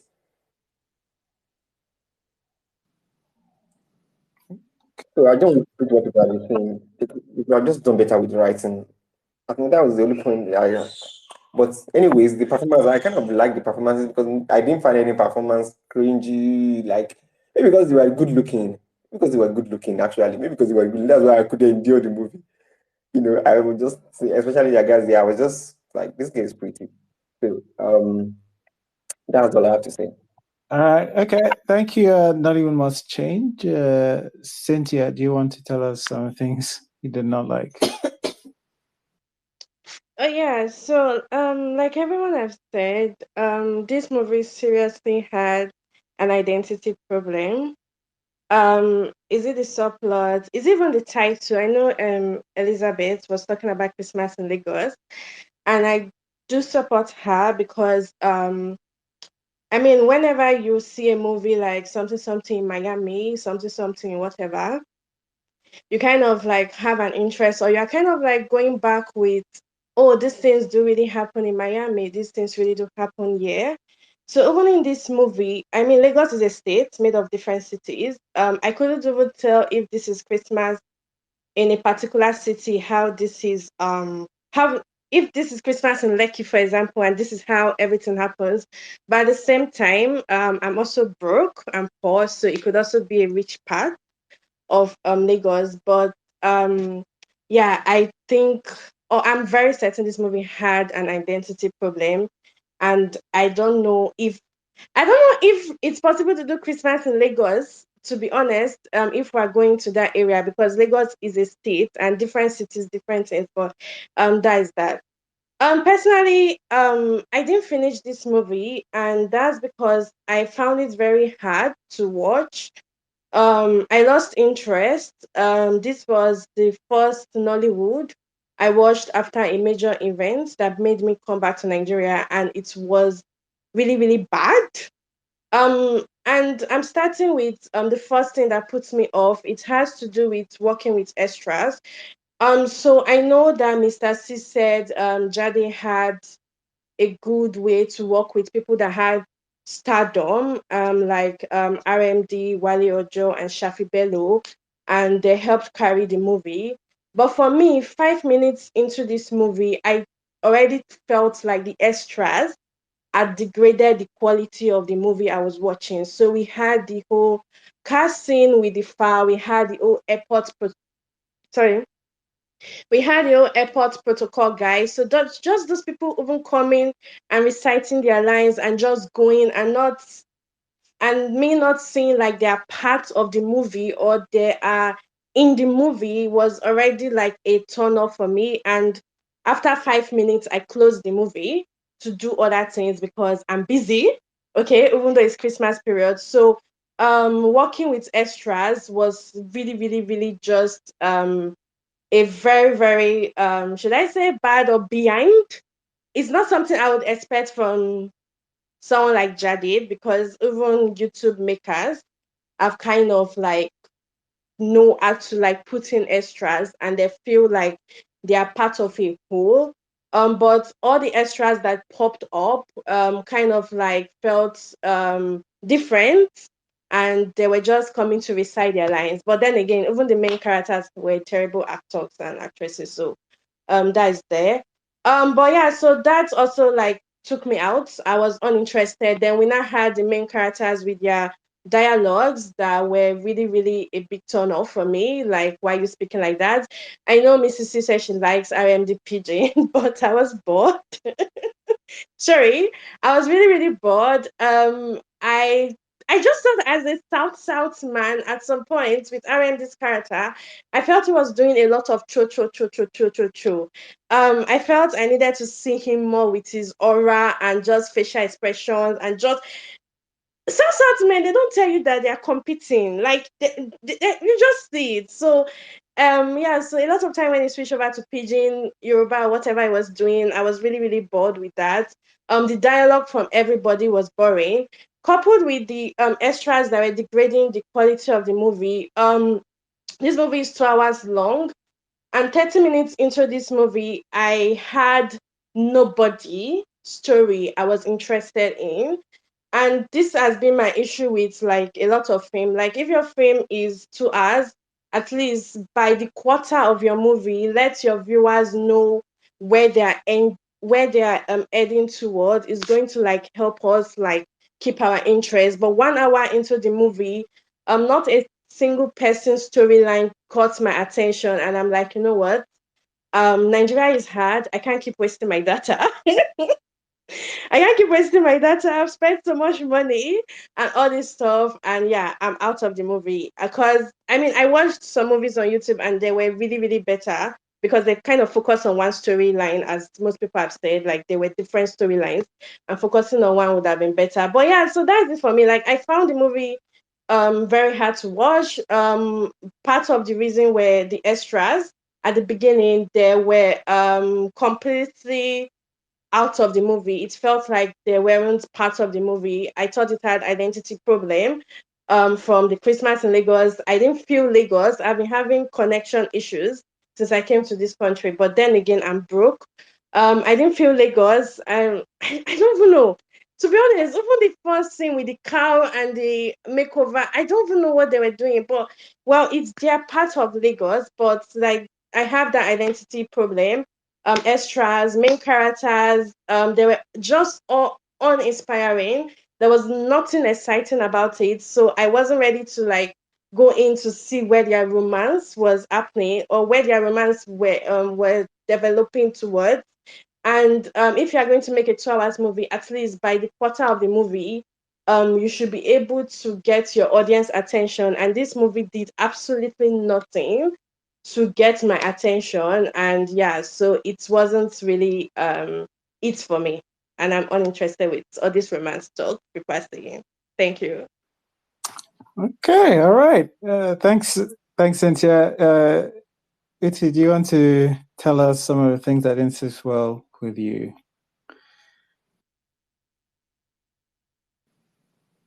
Is Uti there? Okay. Okay. All right. Yes. Okay. I think very similar to everyone else. I think at first this movie for some reason felt like a sequel to me. Felt like there was supposed to be an act like the first movie first before this. And the reason I said that was because of the romance, especially the one with Shafi Bello. Just to confirm, can everyone hear me? Like I'm not speaking. Yes. Go on. Oh, okay. Sorry. So the thing which I feel like this was targeted as a romance to me, and I felt like I did not experience that, and that's because like at least the Shafibella and Wale Ojo's part, I would have preferred if the movie just it was just their love story. Like it was just they met and we're trying to experience a love story with them rather than adding RMD to it. At the point it felt like RMD was kind of pointless. I remember when she returned the thing and I was like, RMD almost felt pointless in this movie. It felt like they used him just to show, I guess, the affluent side of Lagos rather than a romance lead. It was that like his birthday. I think that's like the only reason they used him in the movie. That's how it felt to me. Number two, as everyone said, the thing with um Elo, Fiyin, and Yagazi. I feel like they were trying to go for a shock factor. Like, oh, everyone will expect this. Let's do something different. But the problem with that was it wasn't clearly thought out. So like we could not understand why Yagazi and Elo were supposed to be together. Like as everyone has said. Number three, the grief part. I remember feeling very similar to Vanessa when his mom came down and she saw the decorations there, shouting, "What are you doing?" To me, I was like, "What's going on?" And then when they said, "Oh, his sister died," I still did not feel anything. It felt like they took that scene from maybe another movie where it was done well and then just added to it. It did not feel like it felt very disingenuous to me and it did not feel well thought out. It also felt like they did that just to be like, "Oh, what we should find a way to explain why Yagazi and Elu are together." Okay, they now decide that there. That's three. And yes, the final one is just like everyone said, it did not make any sense to me why somebody. Even if it was, oh, maybe at the end she bumped into someone and she smiled, like we just know at least she found someone. There's no reason for me to be like, oh yeah, Fing is finding self love because again, during the movie they didn't like show us any reason why that should have been the case. So yeah, just like everyone else said, I don't think it was well thought out and everyone has spoken about the acting too, and I also agree. But yeah, that's my thoughts. All right. Thanks, Uchi. I think it's MSZ now. MSZ, thanks for waiting and being patient. Hi. You were not here Yeah, thank you. for Yeah, the. honestly, I'm here for the books bars. Now I'm ashamed. I tweet when I finished. The moment I was done watching the film, I had to write something on my tweet. I'm like, I'm going to take it down because after hearing you all talk about this movie, I'm like, I don't even know how to watch movies again. I'm just going to take that shit down because what is it? I didn't see those. I mean, I saw those things, but I think the part of the reason why I felt very good, because I'm a lover of music, and they sort of stole my attention with those good music that was going on, even with the wedding scene. I was so distracted by those beautiful costumes and the lights and the food, and then even the first scene where this girl was driving that car in Lagos. Are you mad? That thing really held my attention. The chicken running, those things really was like a huge distraction for me. Then I was in this space, and that's why I love this space because you people know how to tear something down. Kai, I'm like, you all should just chill. But everything, I just listen to everyone. I'm like, you're right. And that thing I said about those people should have been Jehovah's Witness. I honestly, I didn't even say that thing for. I was not even kidding because I thought that was what was going on. Because when the woman just come down, she was like, draw those things down. I'm like, okay, what is going on? I just want to say this. You know, we can have so much going on in a film and still keep it together. But Nigerians, we are not there yet. I don't know who said this. I think it's Ogden. I just love her submission. We are not there yet, and we keep failing at it. And for some way, we just want to do it. And I think it's part of this problem of they want to give us a huge plot, or I don't know, something. Nigerians will always want to do something serious, even when it's not needed. So these are the things I hate. I hate the fact that they had a good story going on and they ignored it. The fact about this elderly woman falling in love with these two men. I was genuinely curious because I was like, why? Because that's something I've never seen in movies, of course. What is it about this old woman? I mean, this you beautiful elderly woman. These two men are just out for her, and yet she has refused this to propose her. That is something I've never seen in film before. I mean, maybe I have, but in Nollywood, that's the first. And I'm like, Jesus, what is going on? What are they going to do with this plot? What is really, I want to know the depth of this lady. Why is she refusing this ban? Um, what is she scared of? I thought they were going to do like a deep dive into our inner person. We get like an insight, but all we got was dialogues. All we get was, you know, it was just really sad that they ended it that way. I still love the wedding scene. You all can come and kill me here, but I thought that was a great scene and that was well done. But the thing with, you know, I felt like they were too. I think when I was watching this film, this is why I like this movie more than I hate it, because I felt that they were trying things out. Yes, it's not doing that for a final project. Is really poor. It's really sad. But then again, they were trying things out that if they had, they say just fuck it and let's go through all this. Let's do this. They would have executed something that's just completely different and astounding. But I felt the writers were scared. I felt like they were holding themselves back. There were some things that when I was just watching, I felt like there's some things that they truly wanted to explore in this film that they did not go into it. It's part of the reason when I was watching with friends, right? And I just told my friends that maybe this woman does not want a conventional marriage. Maybe she does not. There are women who don't want to get married. They just want to fuck around. Not fuck around, just have fun all the way. That doesn't mean maybe this is something they want to explore in this film. But in the end, what do we have? We have dirty rubbish. In the end, it falls back to that same old plot scene. And then the young people in this film, they're all mad. I know young people young people, we have so little to give, but the uselessness of these young people in this film are just, I cannot, this is the first film I'm watching young people on screen. I just want them to just get out. I cannot just wait for them to just leave. Even like I said, someone said about the fine people. Honestly, the only reason I kept watching that film is because that boy was fine and the girls were good looking. I'm like, okay. And that part when he just took off his shirt, I had to rewind that thing like twice to, pause and look at him again and the rest.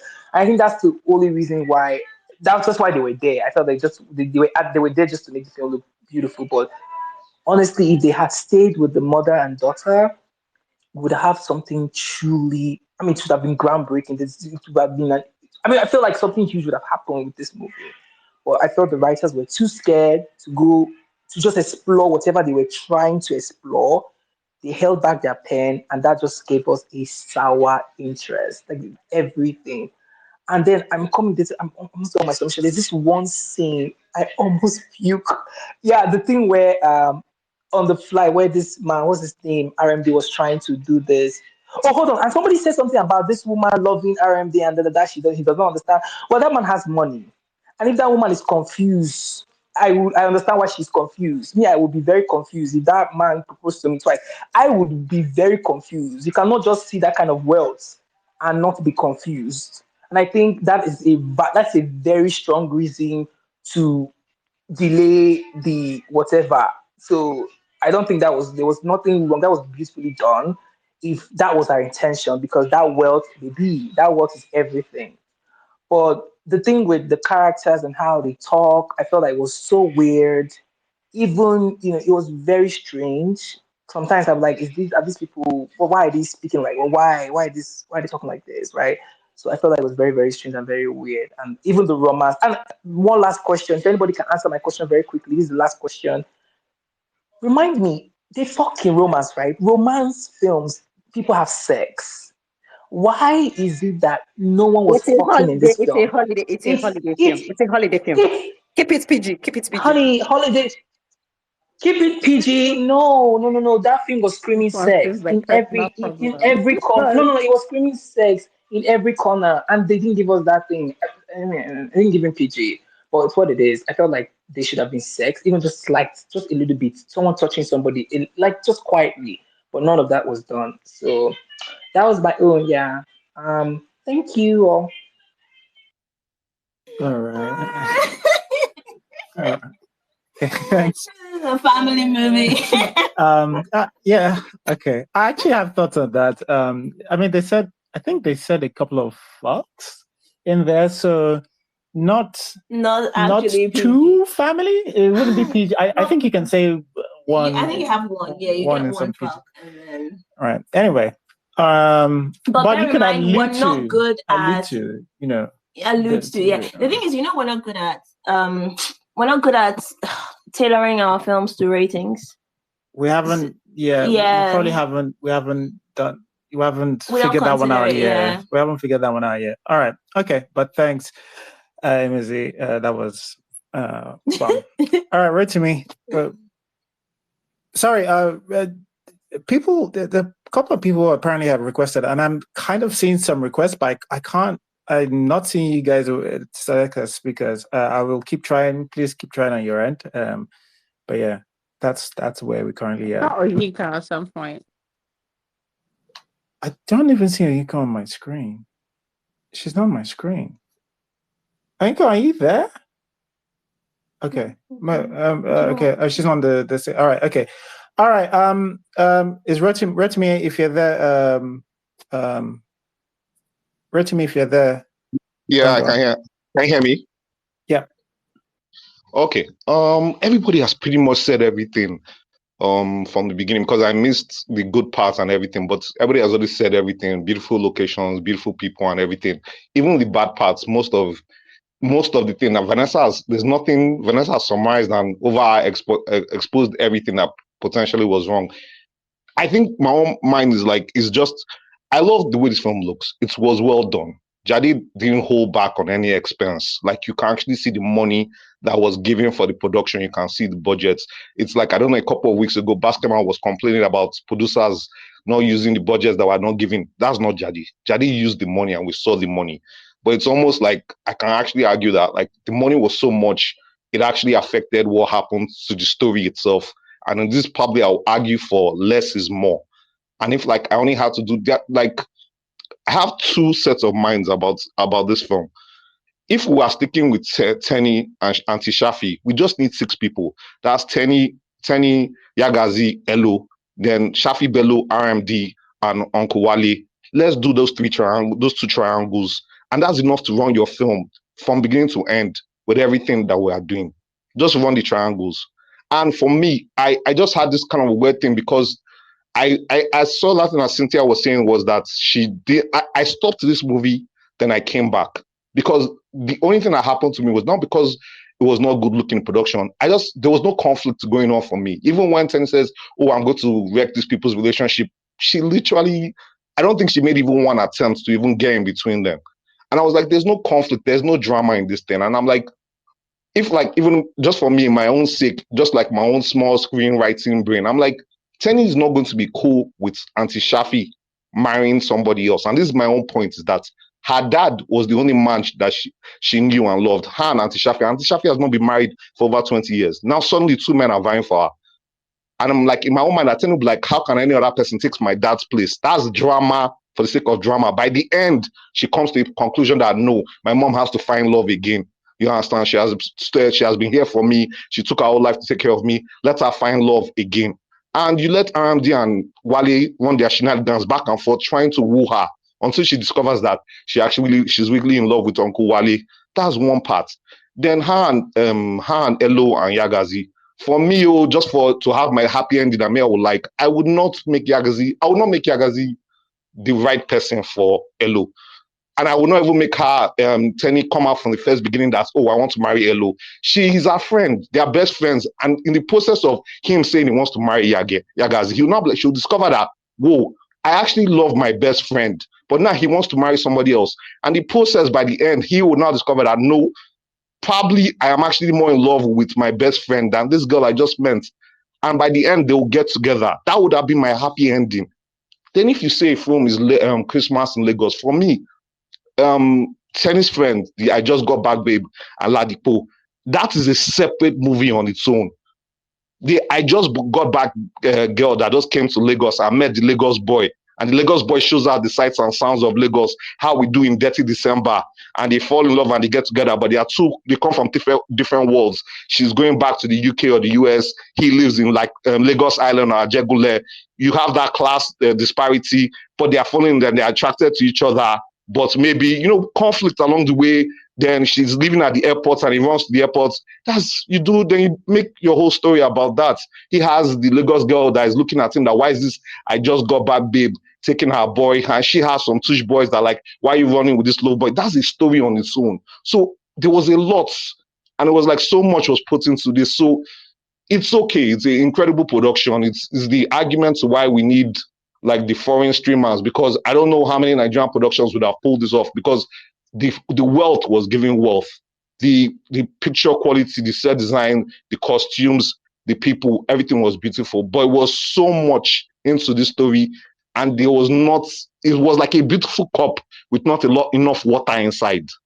Like the cup was beautiful, but the water gongo that I want to drink or was not enough. And they had so many plots going on and everything. Then Obina is a handsome guy. I would love to see him in another movie as a love interest. I don't know why he was here. If they removed him from the film, I will not miss him. Him and the other girl, the house girl, I will not miss them. Not because of anything, because there's literally no story. He came, saw her, or I want to toast you, picks her up at a television show. They go to a club. Why? What's there's no conflict, there's no drama, they are just in the movie. And I'm like, yeah, you could use them to pad the screen time, but they are taking away from the main characters. There was nothing there. Then it's like literally Sunny shows up at Arya Star's concert. She shows up at the car park. She's in the concert. We see Arya Star, then we cut away to another scene.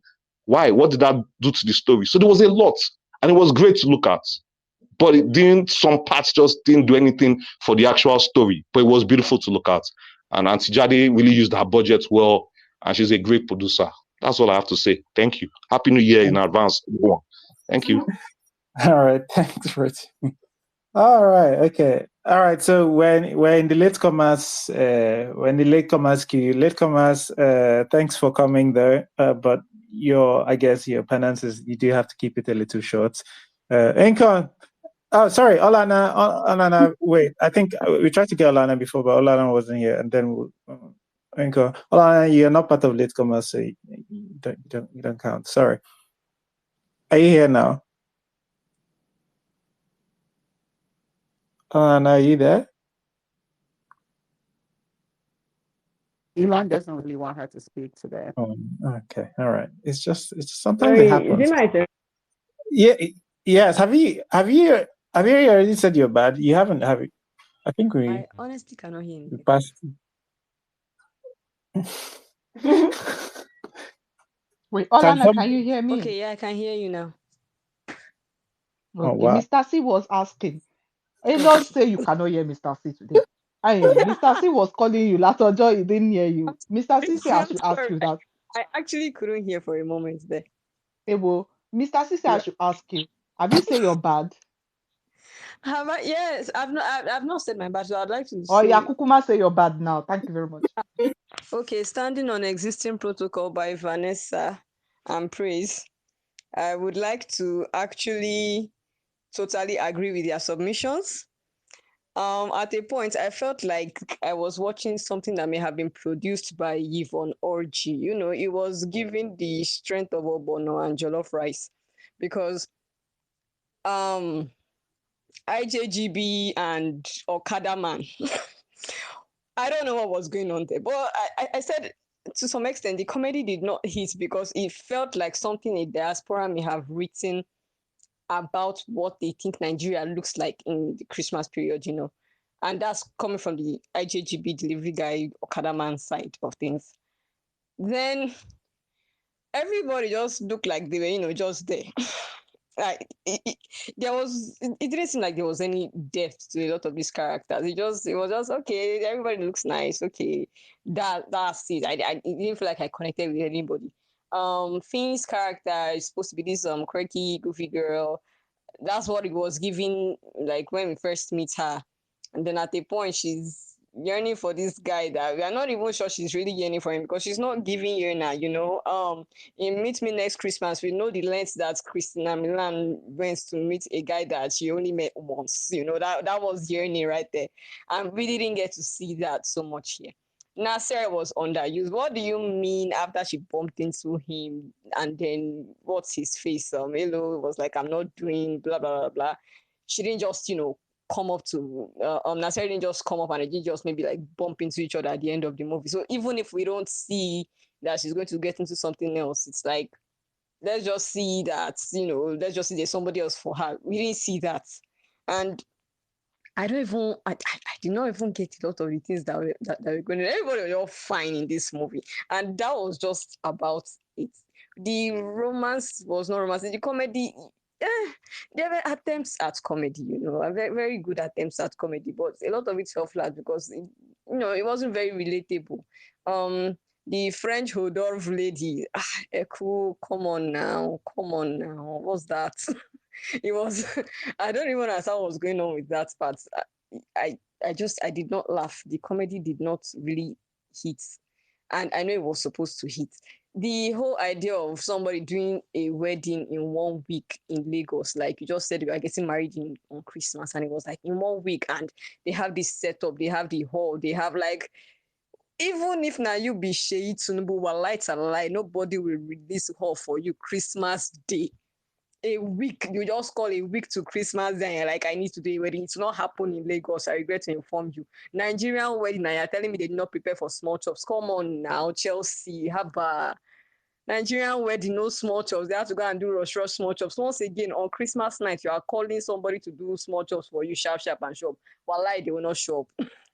But let's just say for the purpose of it was convenient for the purpose of a movie. Let's just say, but for the most part, I think my main issue with this was probably the heavy Obono and Jollof vibes, man. It was supposed to be romantic. The romance has not yet hit for Nollywood. We still need to understand real romances. Maybe if Elo had actually maybe kissed the Fiyin and then realized, okay, maybe I really like Fiyin, because what do you mean you and your person that you're about to marry bonded because all of you, everybody died in a car accident? What's that? Like, obviously, one day you're going to realize there's only car accidents that join you guys, because he wasn't giving any other thing. It was just, she's sad, I'm sad, we bonded because we had lost people. That's not enough to have a great romance. That's just something, that's a convenient relationship that at some point you guys realize you really don't like each other like that, as opposed to fee to the low to the Philomena. I don't know what's going on there. That looked like something they could have had more things to bond over. Even his mother was, was still pitching for Fiyin at a point, and you're telling me that this bro just did not see. Because I mean, John Hopkins is a very good, it's a very compelling argument, obviously, very smart, very intelligent guy. But come on now, Elozonam, come on, haba. So yeah, the romance did not really romance, the comedy did not really comedy, but everybody were all fine. All right, thank you. Okay, now we're actually getting to the latecomers. All right, latecomers, you have a short minutes on the clock. What do you mean? If whether I was late or not, you will have done that for me. You just talking. Okay. I have just come to the Haters United Club. Hello, everybody. Why are you guys going on this movie? This movie never told you it was going to be serious. Did you not watch the trailer? It's vibes, love. It's just vibes. Like, come on. Look here. This movie was okay for me because me and my family, we just watched it. We enjoyed it. We were like, ha, he, ha. And we're like, yo, they really spend money on this. So, and honestly, they really spent money, and it was just shiny. It was just dawning. It was just rich people, rich people, rich people. It was one of those movies, those what's it called? Ikoyi movies. Let's live, let live and let live. It's a Christmas movie, loves. It's not meant to be serious. The romance is not even meant to be serious. It was everything like that. But with that said, everything everybody said is a very valid criticism of the movie. With that said, valid. I saw all that, but I was going with the vibes because I was just like, yo, this is what this movie was. It told us this is what it was going to be in the trailer.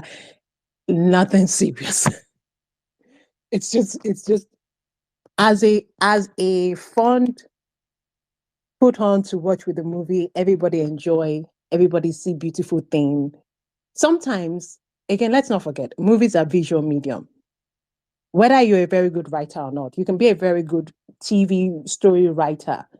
That's good and all well. But also another part of movies is that they're visual and they can be vibes based. They can just be vibe based. Don't think too much about it. Just go with the vibes. And that's what this movie was for me. And that's what I enjoyed. The actor, what's his name? Either it will come out that those two are dating, or that guy is in love with what's it called? Elo is in love with Ifeanyi, who my mother keeps calling Gbemi. Elo is in love with Ifeanyi because I'm so sorry. You've been giving I'm in love with this guy, woman with my eyes. And also, he's just not a good actor. But he's new and he will get better, hopefully. You know? With that, what else? I like the old woman, and two people marrying something. The place where they bought the flowers, that thing where he called it vegetable. Lovely, funny, fun. You know, I think this is a fun movie. I think that if somebody foreign watches this movie, they will watch it with fun and enjoyment. Would they take it seriously? No. Would they think that, oh, this is how Lagos is? I mean, I hope they are smart enough to realize that you're seeing money on something. So this is probably how the rich live and not necessarily how the poor live or the middle class live.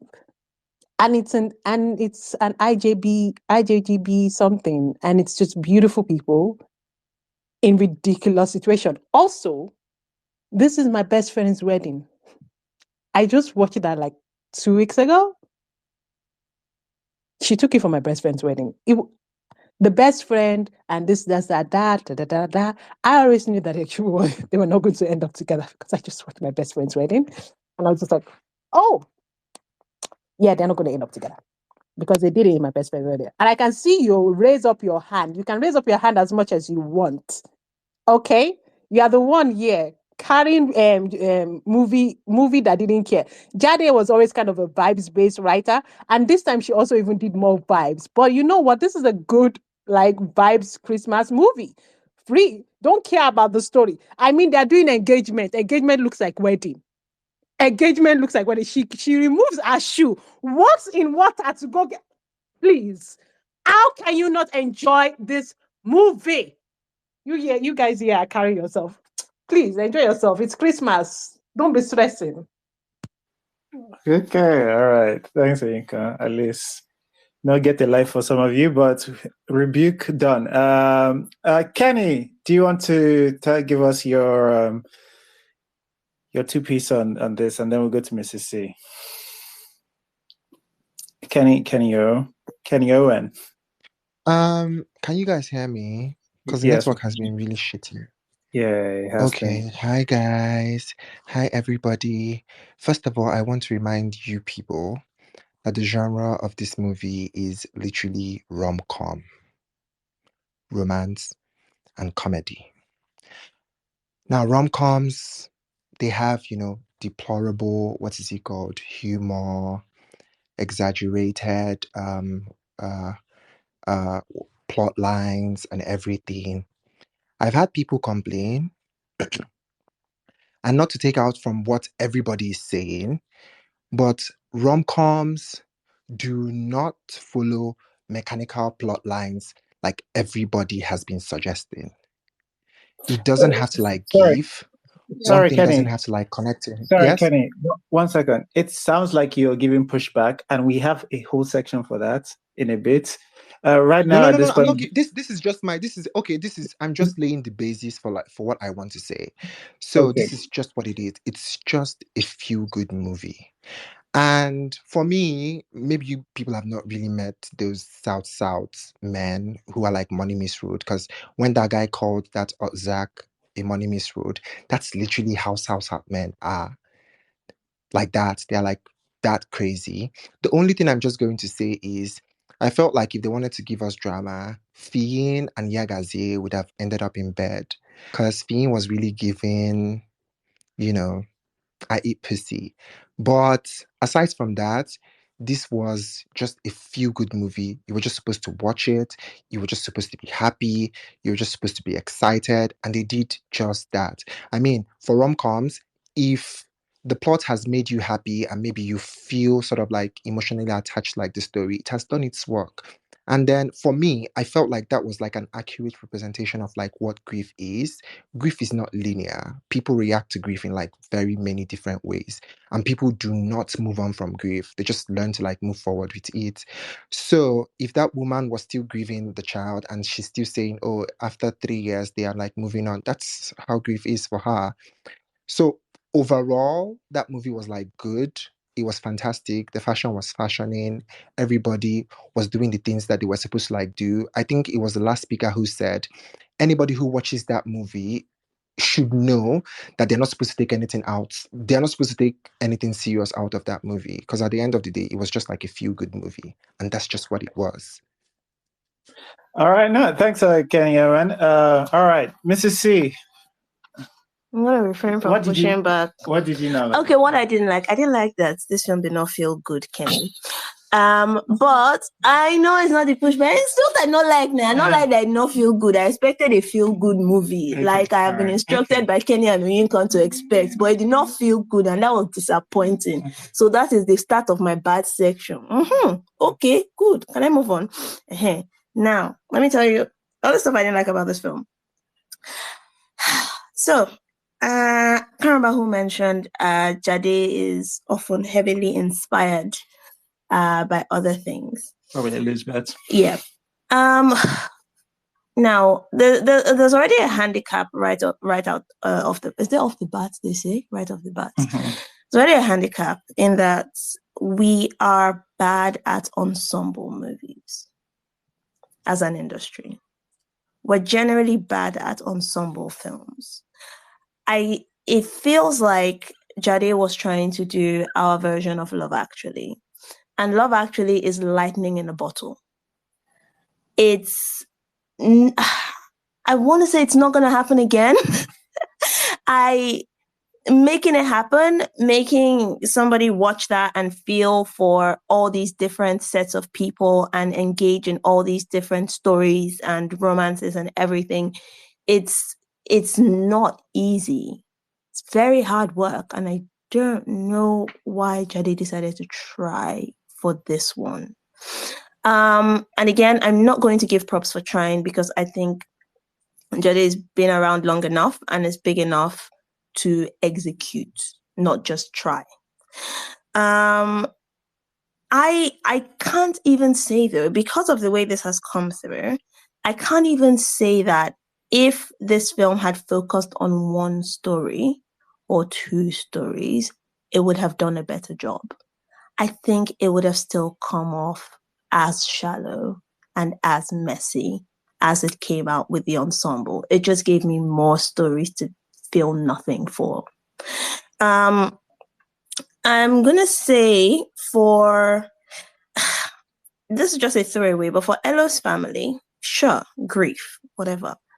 When she came down and had that reaction to the Christmas tree and all of that jazz, so and I were like, did she die in a Christmas tree related accident? The Christmas tree fall on her? She didn't really upset at the decorations specifically, right? And no, she just died. And last time we celebrated Christmas, there were 4 of us. She didn't die at Christmas? It's not something specific to do with Christmas? Okay, I'm sure before she died, the last time you brushed your teeth was before she died. There were 4 of you. Did you stop brushing your teeth? I know that celebration is touch and go and somehow, but like, he came home for Christmas, right? Christmas spirit. Anywho, it was, again, it was one of those things where I think someone mentioned it might have been executed better somewhere else, and we've plucked it, we've put it here, and we've not made it work. Second, Shafi's marriage, right? I feel like they forced Shafi into this marriage, Shafi's character into this marriage, because again, I'm not seeing why she got married. Because I don't buy why she was not married. Her husband died. She was lonely. And she has this, heart to heart with her daughter, and the daughter tells her she needs to open herself up to love again. We're not guaranteed forever with the people we love. We're just guaranteed, that they're going to love whatever, right? Yes, sure. However, when we meet her, she is in a committed relationship with someone. Fiyin and Ivie have these jokes about her mother dumping this guy, dumping this one. But what we get from her relationship with Wole Ojo's character is this is a committed relationship. She hasn't closed herself off from love, right? I'm not buying this, fear of losing love again is why I haven't married, when you're still committing yourself to a relationship. because that guy can still die tomorrow and is still going to hurt, with or without the ring. So again, I wasn't sold on her reasons for not being married, and that didn't sell me on her reasons for then getting married. It didn't feel like an arc had happened. I don't feel like it was earned, this transition from I'm not getting married to I am getting married. I don't see what was done to win her over to that side. Wale Ojo's character said, I'm not going to wait for you forever. And I'm thinking, where are you going? You're not a 30-year-old man that's trying to give birth to children, and where are you going? What do you mean I'm not going to wait for you forever? She's committed, right? And maybe this is a bit of a personal bias. I just saw her life and I thought, in Nigeria, am I trading this independence for marriage? And she has to start moving into somebody's house, or somebody has to move into a house. But that's a personal bias. But anywho, that whole story, I didn't get it. I wasn't sold, rather. I wasn't sold on her motivation to not get married and then turning her back around to that marriage. And I'm going to second whoever said pulling that wedding together in 1 week, absolutely ridiculous. Not happening. No, not at that scale, not in Lagos, absolutely not. You're not even getting your wedding dress in 1 week. Let's be for real. And she had a wedding dress. Special shout out to the veil. I did not like the veil. Dress, she looked great in the dress, but that veil placement at the front of her head didn't do it for me. Then I'm going to tell you people why you're not sold on Elo and what's her face? What's this beautiful girl's name? Yagazi. Elo and Yagazi's relationship. I'm going to tell people why you think it looked more like Elo was in love with this thing. Elo was in love with his friend Fiyin, and why you guys are not sold on Yagazi being the one. It's because they wanted to surprise us. It was supposed to be a twist. They are showing the closeness of him and Fiyin's relationship. They are dropping the men don't see good things when it's in front of their face. They are showing Yagazi's face looking nervous at their interactions, looking a little insecure, looking a little concerned. And it's supposed to make us feel like, maybe that relationship is not settled, right? This is what it's supposed to be. And then, plot twist, she expresses herself to him and he's like, no, that's the woman I want. It's supposed to be a twist. That's why you don't buy it. Because they wanted to surprise you. And in the process of trying to surprise you, they failed to write a story that made sense. That's why it wasn't working. And it's, again, back to being inspired. My best friend's wedding. But when you see, because we had to go back and rewatch my best friend's wedding, right? And when you go back to my best friend's wedding, you can see that she is being Delulu. Right? You can see her trying, and you can see, like, sometimes I think there was this scene where she was in her underwear and he was like, oh, you look good, right? And stuff. And I'm like, no, don't make her, right? Mm-hmm. But this is like somebody telling her something because his mind is not even in that direction. And he doesn't know what we know, that she has lost a few bolts and nuts in the last few days, right? He doesn't know what we know. So she's taking things on as a sign that are not a sign. They're not giving signs to us, the audience. They're giving it to the character that is being Delulu. We, the audience, we know. We, the audience, see him go, oh, I can't believe she tried to ruin my career, but does she still love me? I'll still marry her. We're seeing it. And we're seeing that she's crazy, chasing after him. But this film isn't. Yeah, the joke is on us, not on the character being Delulu. The twist is on us. The surprise is for us, not for that character. That's why it doesn't work. That's why it's inconsistent. And everybody has appreciated the fashion, and some of it was nice. And then it was like just two extremes. The stuff were either nice or had me scratching my head. Special shout out to the beautiful, fine girl that wants to be a fashion designer. I don't know what she was wearing at that wedding. Maybe, I don't know fashion, but it felt like an atrocity.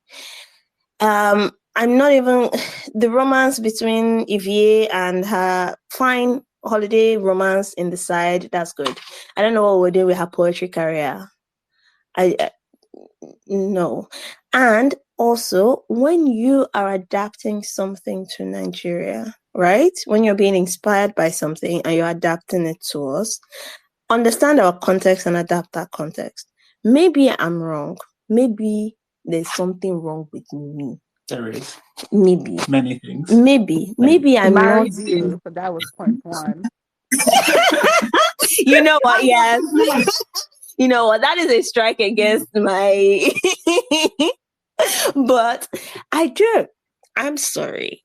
There is. You see Yagaze's shining teeth, right? When she's showing up to her proposal, and this woman who was just proposing love to her man and sticking her tongue down his throat is standing next to him at the end of the aisle, waiting for her to walk down to be proposed to. She's shining teeth and removing her shoe to enter water. And she's coming down the balcony, standing behind them while they are doing their friend fist bump. No, now. Maybe it's me. Maybe I'm the problem. So I'm going to need other Nigerian women in this space. I believe there are a few of you. Feet to the elo, feet to the elo. You don't like it? It cannot be me. That friendship is over, or this relationship is over. That's all I gotta say. Elo cannot have both. Elo has to choose. All right. Okay. Don't worry. We're going to have a pushback, just a pushback section after I do my bad. But I just wanted to buttress this point about for the twist. I hadn't actually thought about that. But yes, that makes perfect sense. And one thing about my best friend's wedding is that Julia Roberts' character, the best friend Teniola's, who is playing in Christmas in Lagos. Julia Roberts' character is actively trying to mess up the wedding, the relationship. She's actively trying, Yes. and she's failing each way, and she keeps on trying. Right. So, like for us, like that's the there's a point. There's a point where the movie is. If you watch the movie again, you're like, yes, you were always deluded. Like, despite you trying, like, and the girl is so in love with him. The guy is so in love with his fiance. There's a point where like there's they go for karaoke, and she's so scared about singing karaoke, and she's singing it awfully, and the guy's just looking at her with all of the love in the world, and I'm like, yeah, this guy is gone. But like Julia Roberts don't get it. She's like, I don't understand. Like, what are you doing here? We don't have anything like that in Christmas in Lagos, where where like you Elo see romance between Elo and Yagazi. I don't know anybody's name. I just know that the guy who can act and the fine babe, right? Yagazi, yeah, you say okay. Elo and Yagazi, right? I think there's one part where they're dancing to slow music, but who cares? Everybody dances to slow music. Can you look at a babe with love in your eyes while she's singing very, very poorly? That's the difference between, when we're talking about was looking at Fiyin with love in his eyes as she walked down. Exactly. Exactly. People keep on telling us this is a vibe thing. This is what vibes are about. It's not about, oh, I love you. This is the feeling that people are talking about when like, well, oh, it's a vibe thing. This is vibes. And it did not have it. Anyway, that's just to butch. Let me start my own. All right. Okay. So I thought there were a lot of ugly frames in this. I'm sorry. There's those points where the frame is cutting people off in weird position. I'm like, why is this frame? There's a point where I think it's when they're doing their dance in the kitchen, and Wale Ojo's mouth is just in the corner of the screen. It just looks awkward, and I wish that didn't happen. Anyway, this film, it has a music video vibe, and that's helped by some of the soundtrack, which I actually enjoy individually. I agree with Dewumi when I think it was Dewumi who said one of her likes was the music as a standalone. I do like it individually, but it makes the whole film feel like, oh, this is something about like, it's just party. And it's part of the, if you just listen to the soundtrack, you think like this film is about Detty December or we're going to be, like the things in here kind of dark. Like on one hand, somebody's trying to ruin another person's has fallen for somebody else who is in love with somebody else, and the other person is grieving another person else. It's just like there's nothing. It's not very light, and it's not played like that. People have talked about how it's not a rom-com, and it doesn't feel like it. If it feels like romance drama, but again, I think Kenny was somebody who said this, that the thing with rom-coms is that actual rom-coms, romantic comedies, do actually have ridiculous plots in there, because that's the fun of it. That's where a lot of the comedy comes in.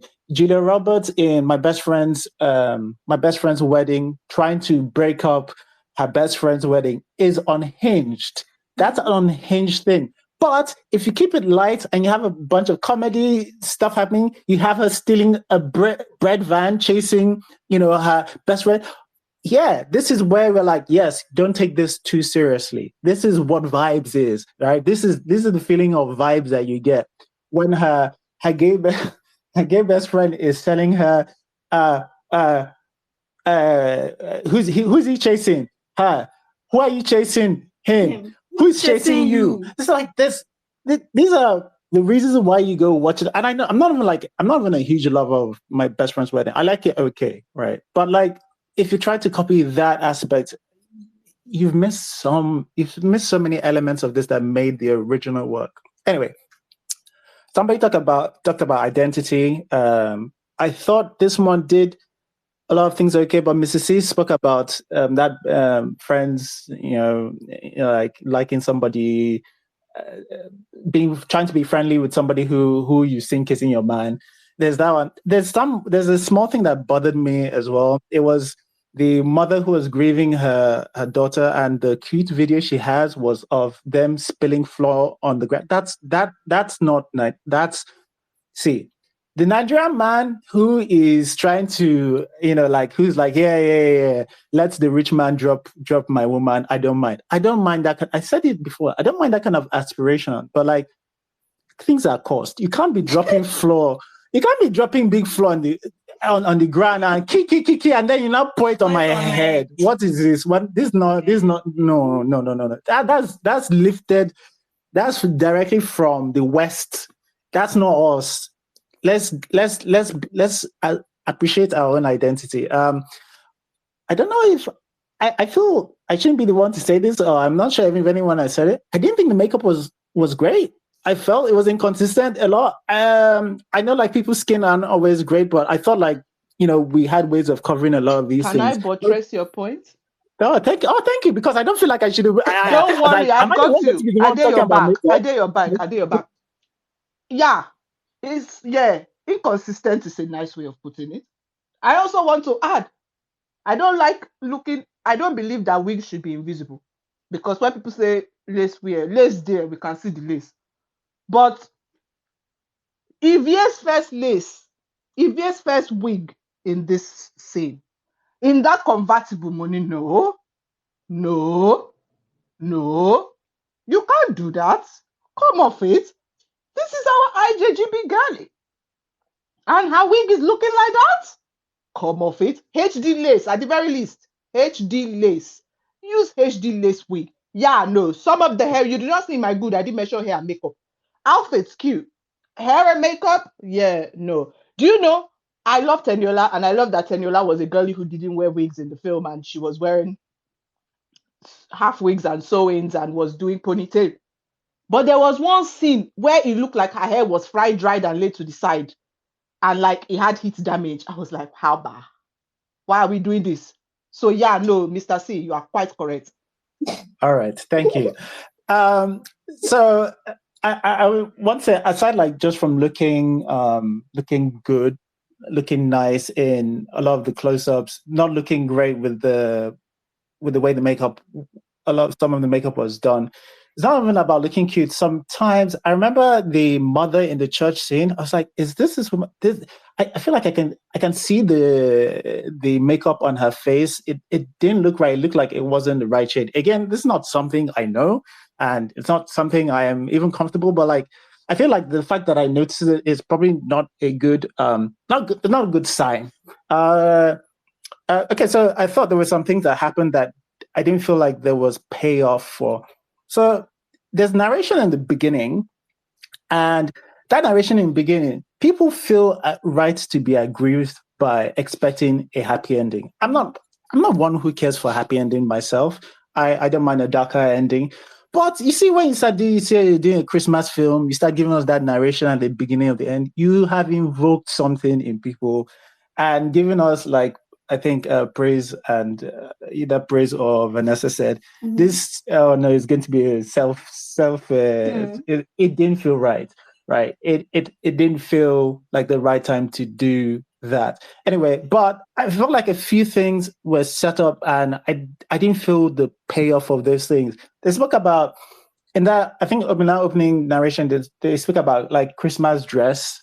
It's just, and that just feels like we just throw that in there. You know how we do like a Christmas dress. You throw that there. That goes to like Cynthia's like post-it notes thing where she's like, yeah, sometimes what happens in Christmas. So the convertible thing, I'm not sure what's in there. I think Vanessa said it goes to her Delulu thing. And I'm not sure I buy that. No, that's what I told myself to be satisfied with it. Hold on, no. Convertible. That's what I told myself to be all right with it. I'm not saying that that's their intention. I was not there when they wrote the film. I just told myself that that's the reason to be all right with it. Please. Yeah. The thing is the thing that's weird though is that, again, like Mrs. C said, we watched my best friend's wedding, and the person her best friend is getting married to is a terrible driver. And for some reason, Teniola is a terrible driver, or like a rough driver, and absolutely has nothing to do with anything. In my best friend's wedding, it's part of her character where she's a very spontaneous, impulsive and spontaneous person. This one, I'm not quite sure what it's doing here, aside from maybe it's tipping its hat to, hey, we borrowed from this, or I don't know, but it doesn't really feel useful here. It's giving Detty December. I was speaking about like the Detty December. The Detty December doesn't feel right. I think I've spoken about this. Friends from the Witch's Coven. That's the line. RMD said. I don't mind the can I borrow her from the witches from a Witch's Coven? It's just, and then he goes on to repeat the line, and it's just small things like this. Like, this is, I feel like that one I'm going to blame what's his name? Our editor, our photographer, our editor. I forgot his name. Martini, I'm blaming you for that. I don't think we needed that line. He had already said the line. You should have just let them walk off with music. We could have cut that line off. It didn't need to be there. Then there's just some cringe lines in here. Cardi B and Queen B. Oh my God, yes. Oh, so much elder millennial cringe in here. Even Bems to the B, I don't like that at all. But it's an old man. But okay, but fine, you want to use that, but only him needed to have been speaking like this. Yes. But it's scattered. People. It's scattered everywhere. And how you get say, let me put a ring on it. Oh, ew! Do you know how they are laughing? And then need to take a leak. You too, fall in love while I'm gone, please. Oh. All right, okay. I mean, people have talked about how too many things were expository. All right, and just people were just hey, oh, this happened. Oh, and then this happened. This brings us to a motivation that I got bored of, and it's dead relatives, right? Everybody has dead relatives. I'm so sick of dead relatives. Like, everybody has dead relatives. Apparently, our what's his name? The guy that just came back, right? Right. Okay, that dead sister. Okay, that's why they bonded. Mm-hmm. What about main character? Does she not have dead father? So this makes it weakens the motivations for everything. Why not reach out? She's the reach out to your and I think Nollywood must change a little to this, but it just didn't seem. I didn't see how these people ever had a relationship, like, except that except that they just said right now they have a relationship. That they've been this Best abroad. friends, children is a lie. Sorry. I don't buy any of it. Oh, You okay. met her that same day and found out See, she was on the this thing where you give two people a handshake and you They are best friends. Nah, stop it. And she kept saying throughout the film, Elo has been through so much these past 3 years. So you obviously she knows his sister died. Everybody. So why didn't he seek comfort in his best friend's arms? And that's how they fell in love. If we are trauma bonding here, people. I have no idea. Like the it was right there. It was. And you used that as emergency contact though when mommy started to beg. I just imagine. Just imagine. I'm just not sure what again, it's not just that it became repetitive. It weakens if everybody's going after dead this thing, it weakens the next person who decides to use because like now when Shafi doesn't want to marry and it's because of her dead husband, I'm like, we just had the dead person, like I need to find a new thing, my G. Like, why don't you have something else? But like Mrs. C said, I don't even buy it because 6 months. Actually, he's been proposing to her from 6 months. I don't even know when they started. I don't even know how long they've been dating. Yeah, he just 6 months ago. Yes, he proposed to her 6 months ago. So they've been going out for a relationship. Yeah. So like I'm again. It's a committed relationship. So yeah. What else do I have here?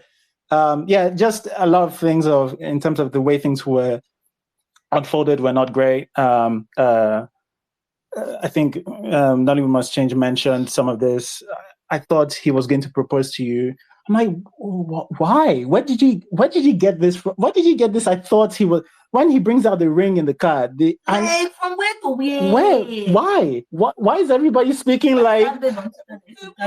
Why is everybody speaking like this? Like, to you how? And then I guess I remember in my best friend's wedding when he tells Julia Roberts he's getting married, we have a dramatic reaction from her, but it's on the phone. He can't see this dramatic reaction she's doing and having. So like when she's doing all of this crazy matching the break, when it's like, and like the babe comes to the babe later tells him, hey, this girl has been signaling to you since we've come here that like she really loves you and she wants to do anything. I'm like, yeah, okay. I thought it's just one of those things that you do, and apparently only us in the audience are seeing it. But apparently even the character, every character has seen it. So what the hell are we doing here? Anyway, Vanessa has done justice to the romance. I didn't think any of for me, I didn't think the romance worked. The only reason why the old people romance worked is just because of the charisma of RMD and Wale J. But because if you look at them, those people have no characters. I have no reason. I don't even have any reason to really root for Shafi at the time. Like, because to be honest, she's kids to RMD, right? Like, I am fine with. Right, she's juggling. She's juggling two men. I'm like, hey, take a. I'm not like I'm against it. Just take a pick, whatever. But like, I'm not invested in which one she picks, which one left or right. I don't know anything about Wale Joe. Oh, he likes to dance while Dodo is burning. I don't think that's a sensible man, to be honest. I think that guy's gonna get your house burnt at some point, and then you can. He has money. He has money. He can build another house. Anyway, I think that's about it for me. Maybe we'll see. We'll see. But I didn't feel. I'm happy if you felt the vibes. If you like the vibes, good for you. But I did not. I just did not work. to say. I'm just going to say, because I said this last time when we were scheduling this space and we were going to do Christmas in Lagos. This film met my expectations. That's it. Okay. All right. Okay. Pushback. Kenny, come outside. Kenny, I don't even think Kenny's on anymore. Man. Kenny, come back. Come outside. All right. Was Kenny overwhelmed? Kenny, come outside. Where's Kenny? All right. All right. Inka, did you want to do any pushback? Yes, I want to do pushback for everybody's psychological sake. Why you? Sorry. No, wait. Before I do pushback, can I just say what line that was very funny and very ridiculous?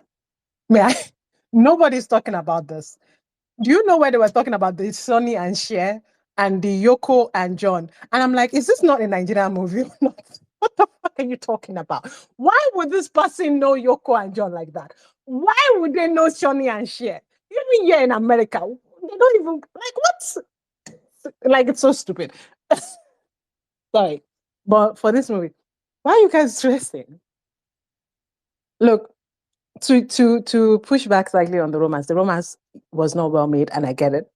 I get it, but my thing is that I think that people had expectations and like sure, did the movie show like oh, did the classic things that we think will include to this and go to that, right? This is not for this movie, it's just in general. Yes, the movie did that. Whatever. Yes. I'm not even accusing, I'm not saying that nobody's not you can have your feelings, and your feelings are valid. And I see why people have all those things and why people don't dislike it. I'm not yet fighting back for this movie like that. I'm just saying that okay, general is genre or those type of things necessarily don't necessarily mean that it should end in that way. You know, it may be giving the looks of love to Elo. Wherever that breakdown happened, whether during the production, whether the actor is not good enough, whether nobody told him that look here, when it comes off a screen, it looks like you're in love with this one, and there's not enough skin and whatever. It happened. It happened. What I'm trying to say is that it doesn't necessarily always have to lead in a story to what we expect it to be. And that's okay. I'm just saying that's okay. Number two, this movie is very Jade-ish. I think nobody was hearing me when I was saying it in Gangs of Lagos and other something. Like she is very popcorn movie maker kind of thing.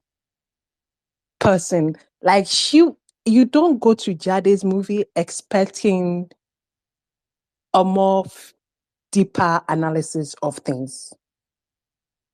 And I think this is at the height where where this movie might have been like where a more vibey based way of writing really come out. I'm not saying it's a bad thing because hey, all those other movies were fun to watch. And maybe this is where she is at a fun top level, you know. She's a talented director. Maybe she's just not necessarily going to be writing like serious pieces of media. I'm not saying it's not serious. By serious, I mean like deeper analysis of a story or something like that. I'm not saying it's not serious. I don't mean it to be like it's not serious. And that's okay too. For Daddy, I mean, I get what everybody's being something because I saw those things and I was like, what is this? What I'm trying to say is that when you watch a movie, if you see that the story is not going where you're going, where do you think it's going to go? And you see that the writer is being vibey, it's a movie. It doesn't have to make sense. To do 1 week makes no sense in real life, but it's a movie. To be kissing up and down like that makes no sense in real life. It's a movie, and that's the magic of movies. I'm trying to say, have more magic in your life. Even if the movie is horrible, go with it. Go with the flow. Fly with it. You know? You know, this, Yeah. this, wait, Okay. hold on.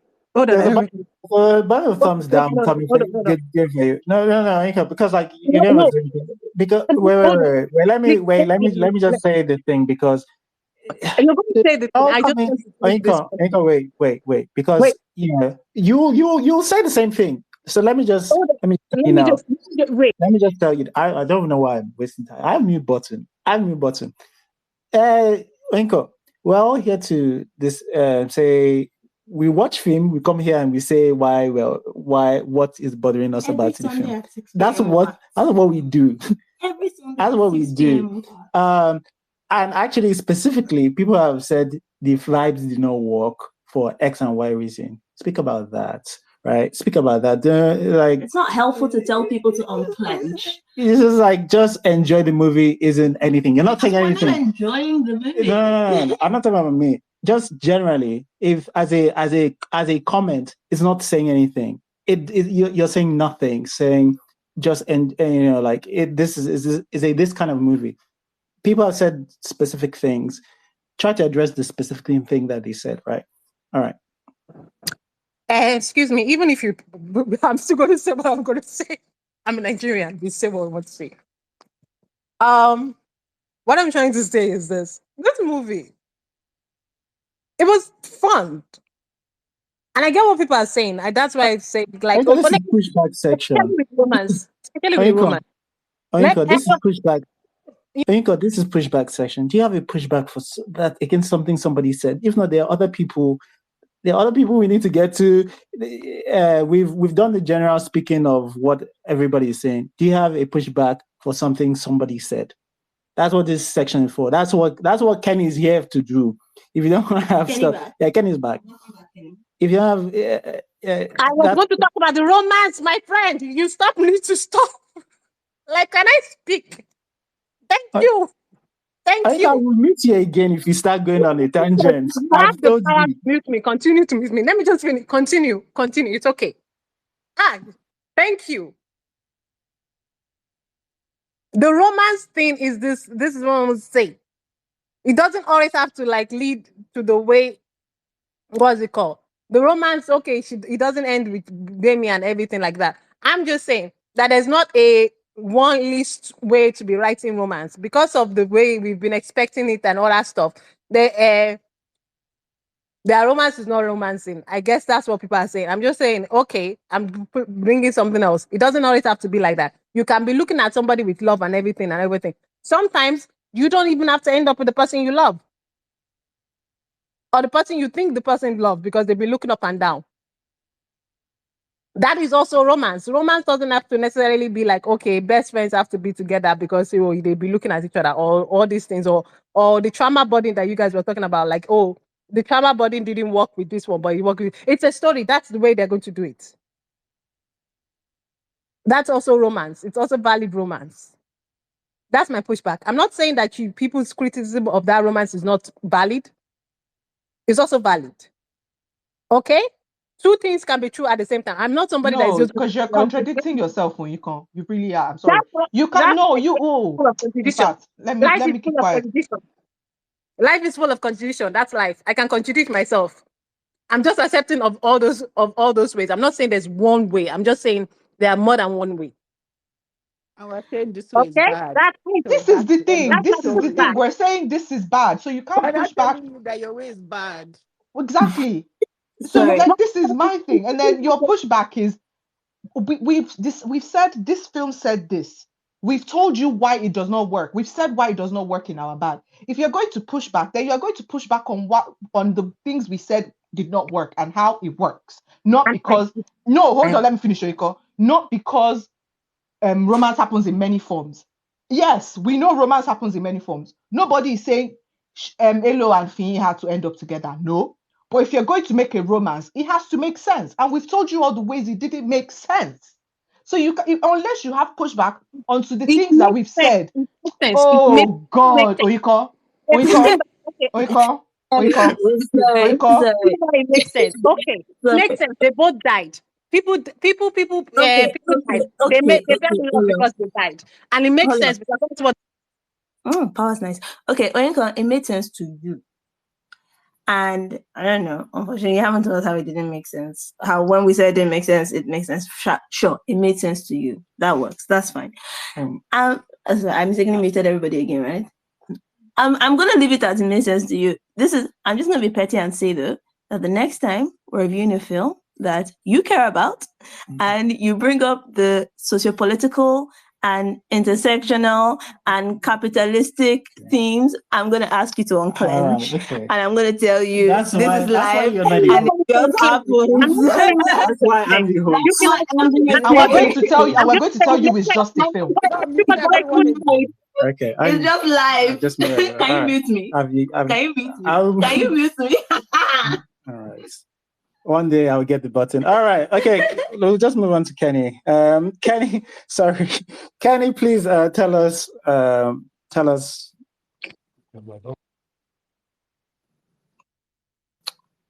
Sorry, Kenny, try again. I don't know what's going on. Can you hear me now? Yeah. Okay. So I'm going to start. I think I had someone talk about, first of all, this argument it's in good faith, yeah. So I think I saw a comment where uh someone was saying, I've really forgotten like that specific comment. I have to like go back to go and check. But the person was saying I forgot because I said uh it was a feel good movie, and then they said that, oh, but then it did not feel good to them. Exactly. Maybe it's not feeling good to you because the whole idea of like romance and the butterflies is supposed to like give you is no longer there. Nigerian men have like scattered it left, right, and center, and that makes sense. Perfect. You get. But but this is the whole essence of like romance. It's not supposed to make sense. I mean, everybody's on X here, where people say things that they've done for love, and then people are like, things they happen, no, did this one happen, and all of that. I think I need to like start from the part where someone was talking about Zach and Wale Ojo, not there was no conflict. I don't think that there has to like be conflict because both of them, if you look at the both of them, they have like very, very, what is it called? Their worldviews are like apart. The other one is someone who comes from like south, according to Wale Ojo, money misroad. That's what he is. So he's always trying to like impress this woman. And then the other person, although they did not tell us what they do for a living, but you can see he's like very bohemian and much more calculated and stuff like that. So I don't think that there was a point for them to like fight because number one, they're like very older people, and they've seen like a lot of things. So there's no point for like that youthful quote unquote exuberance to like occur in like both of them. And then another thing I wanted to like address is the fact that someone was also talking about the fact that Wale Ojo was saying that he's not going to wait forever. Where is he going? I mean, the whole the reason why he's with Shafi Bello is so that they can be able to become one. The idea of like, oh, both of them being engaged and then she's living separately, he's living separately, maybe it doesn't really go well with him. And to be very, very ostensible, he's an old guy. So he doesn't want to spend the rest of his life, the little time he has left, playing catch and playing fetch. It's either she gives in or she's not in. And if you look at this, I don't want to like get into, I think it was someone, the person who is like who is with Iroko, I did not get her name, but in a way that was also leaning into for like Shafi Bello. Um,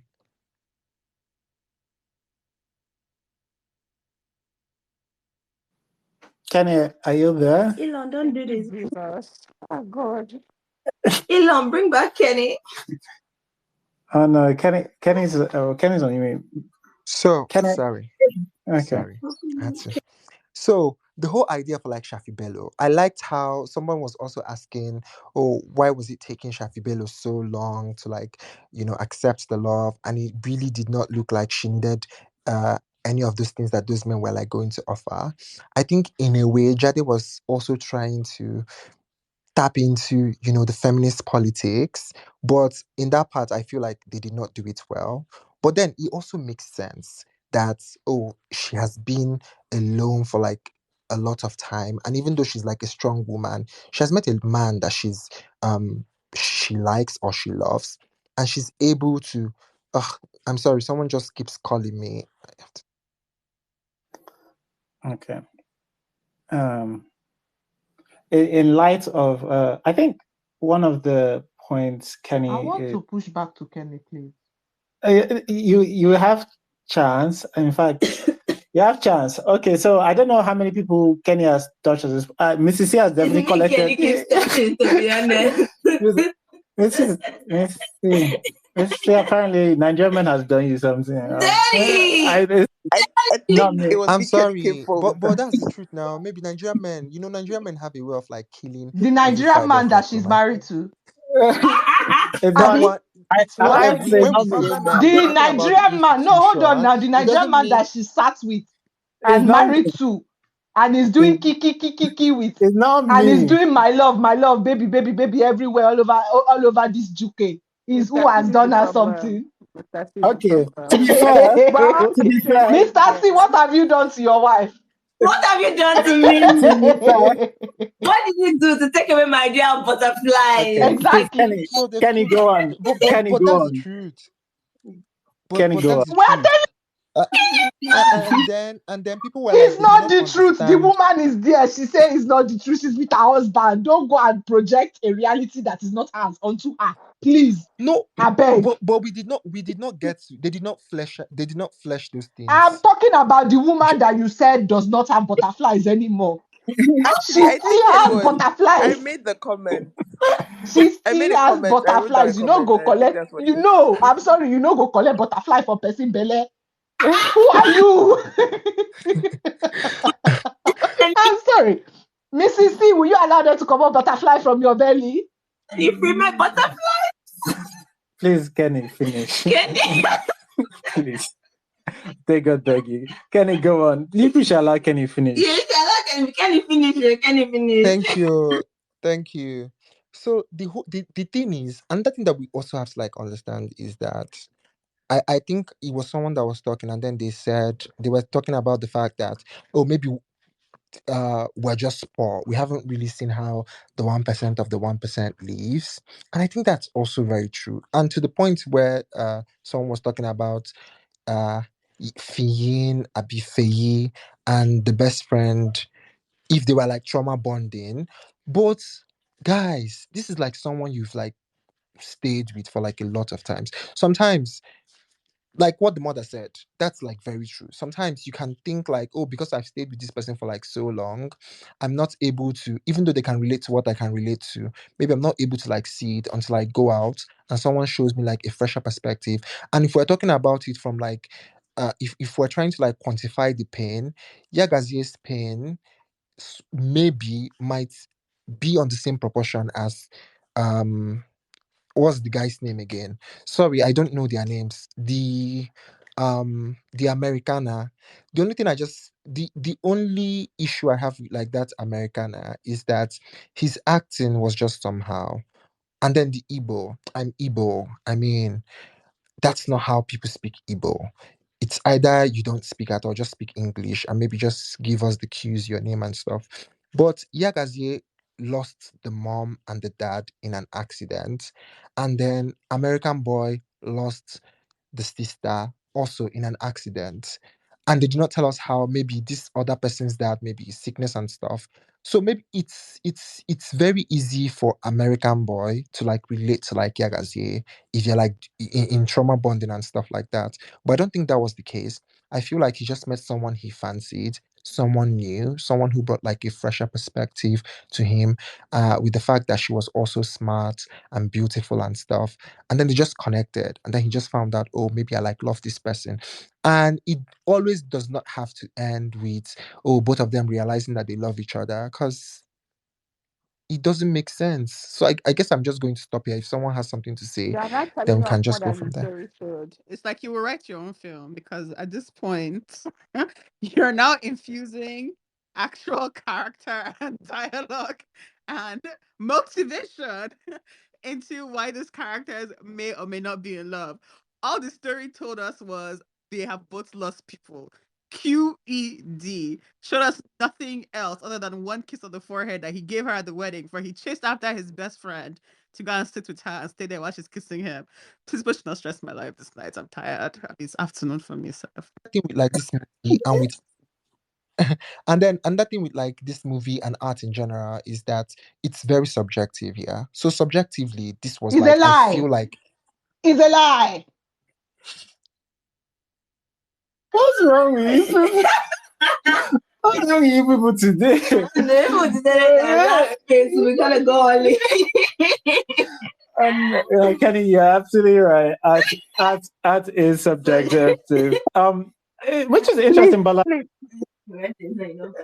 yeah. Anyway, I don't think, you know, I think you can hear something people say, oh, this person did this and this person did that, and you know that's why it didn't work for me. And you go, okay, I saw that and I didn't mind, or I didn't take it that way. And so, yes, of course, this happens a lot in all of art, and that's why. But like, we're only here to say what we saw and how we felt about what we saw.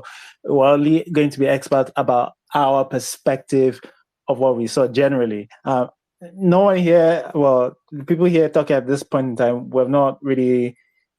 We watch films, I guess, a lot. We're not writing films, so we're not giving screenwriting classes.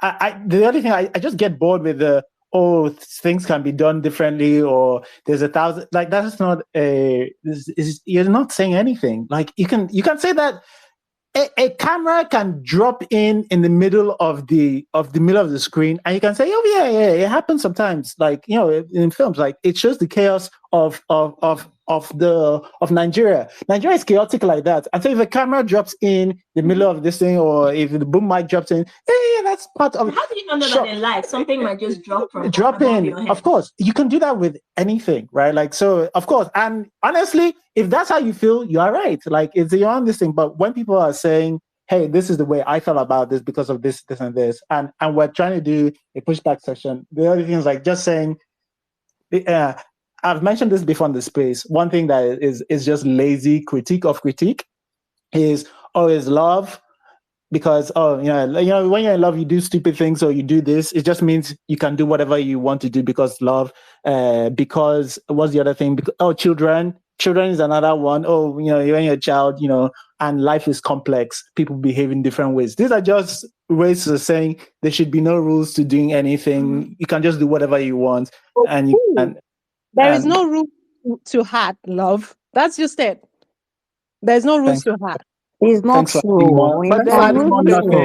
Adding more nothing to the conversation. Ultimately, it is true. There is no rules to heart, really. Can I please go? Okay, Mr. C, I will do my own pushback. Guys, me too. Elizabeth, I've been waiting to do my own pushback because I had list. Sorry. Let me let you. No, go, Vanessa. I didn't hear you now. Okay. My first response to everything that everybody has said is, unfortunately, I hate to break it to everybody. Love in filmmaking and books has rules. Unfortunately, whoa, unbeknownst to all of us, there's rules. There's actual rules, unfortunately, people. And it's very clear to me that Kenny does not watch romance. Because if you watch romance, there are rules. There is a process to showing love on screen, guys. This is not real life. Like you people have said 600 times, nothing. This is not real life. So if you are making a film about love and romance, there are rules to follow to ensure that love and romance is felt by the viewer. Unfortunately, guys, I hate to break it to you.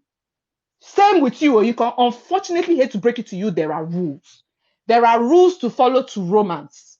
There are rules to ensure that when I am watching a romance, I am feeling that people have fallen in love and that this love makes sense for the characters. There are rules to ensure that the characters in this film feel like people. And so that when they make certain choices, I buy said choices. You cannot now tell me that, yeah, things do happen. We can take a different turn. Things don't have to end a certain way. When your own characters are telling me from my beginning, from the day dot, from the day they open the scene, her driving in her convertible, that this film is going to end a specific way. You now say, no, I don't care what the characters are doing. I don't care what they are doing. I don't care whether their eyes are shining with love for one other person. I'm going to circumvent. That's not how things are done. Unfortunately, guys, there are rules. I hate to break it to you. There are. Number 2 and number 3, Mr. Penny. Oh, see, I understand and I appreciate the fact that you liked this film. Good for you. Love that for you. When people are talking about films, when we're talking about films on here, unfortunately, you're not going to project to us heartbreak and lack of butterflies that aren't ours. You are not going to say our perspective of the film has been blinded by our romantic relationships. Has absolutely shit all to do with anything. Shit all to do with anything. The romance did not romance. There was no love. There was no butterflies. Even the vibes that you guys said there's vibe didn't vibe. Unfortunately, guys, there were no vibes. What were the vibes? I am number 1 for vibes and inshallah. I love a vibes and inshallah film. There were no vibes. All we had was inshallah. That's all we had. We had no vibes. So nothing about this made any sense. And even the fact that rich people have rich people lives and things can be done in 1 week is a lie. Is a lie. How long does a dress, even if they say she imported the dress from Saudi Arabia, how long is delivery from Saudi Arabia to Lagos? In December, guys, during Christmas, businesses have shut down. Businesses have shut down in Christmas. I don't care how much money you have. If you have not been planning this wedding for the past 6 months, vendors still shut down. I'm sorry. Nothing about this works. This is my thing, right? And I'm tackling both Oyiko and Kenny together. I just found it really, number 1. Sorry, my thoughts. I just find it really offensive, Oyiko, and I love you to bits. We've been doing film club now since 2021. We've been doing film club for what, 4 years? We come here to talk about films. We come here to talk about films. We come here to talk about the things we like, the things we don't like, why we don't like them. We enjoy watching films. So you're not telling us to enjoy a film and take it for vibes. He's saying we're coming here to waste our 2 to 3 hours to talk about films. There's a reason why we're speaking about the things that we don't like in such detail. This is the point of why we are here. So telling me to vibe is pointless. And I know I've said I've said let love into your heart before. But I say that on seriously because at the end of the day, we come here for a reason. We come here to talk about film. So you're not going to begrudge us the joy of speaking about films and then in the same breath say our criticisms are valid. You've got to pick a side and piece one side, make it foam, like I say. Piece one side, make it foam. You're not going to tell us that we should be vibing. If a film is bad, just vibe with it. And then at the same time say our criticisms are valid. Pick one. Pick one. Choose one. Because I am not vibing with either of the two. We come here to talk about films for a reason. Yeah, to be honest, all this higgy haga, at the end of the day, the film didn't good. It be all at the end all of it all. Film were good. He do fine. He do pretty beautiful people. But the film didn't good.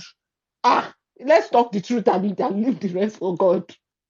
Vanessa, I love you. I love you. I love you. I love you. I am not telling you not to do that. And I think I am being misinterpreted. No, but that's what you said to us. No. That's what you said to us. That's why I said you're contradicting yourself, because in one breath you're saying if a film is bad, just vibe with it. You are taking this too seriously. Also, sorry, I just remember something else I wanted to say, Oinkom. Again, I take umbrage to to the notion, and I know you love romances, and so it's not just you, but also Kenny. I take umbrage to the notion that romance as a genre shouldn't be taken seriously. I never said that. No, I'm not saying you, but I'm saying that is the sentiment that comes across when you're saying, oh, if a film's bad, just vibe with it. And then we cannot criticize things based off of romance. Same with Kenny. Let me finish what I'm saying. No. Same with Kenny. I take umbrage to the fact that we cannot fully dissect a romance and why a romance doesn't work without people telling us its vibes. Even Hallmark holiday films get dissected by Hallmark Christmas film watchers. They'll tell you, oh no, as much as I love a cheesy Hallmark romance, none of this worked, right? So romance as a genre is serious. It's important. It is an important part of filmmaking. Even holiday films are important too and can be taken seriously. If you've given us the size and spectacle of a film at the scale at which Christmas in Lagos is, sue us for taking it seriously enough to talk about why certain things about it doesn't work. And we're not going to go off of the basis that this is a romance and not actually care about what works and doesn't work. Let's be so for real. I was getting upset at people saying, oh, it's a romance. It's just vibe. It's a feel-good movie. Just do this one. Is this one? Relax. No. No. I'm not going to, a 2 hour long film, regardless of whether it's based off of a Christmas film, if it's a romance film during Valentine's Day, if it is a horror film, all serious enough for us to care about what works for characterization, what works for storytelling, what works for the filmmaking, enough for us to care about it. And this is my problem, and it's genuinely an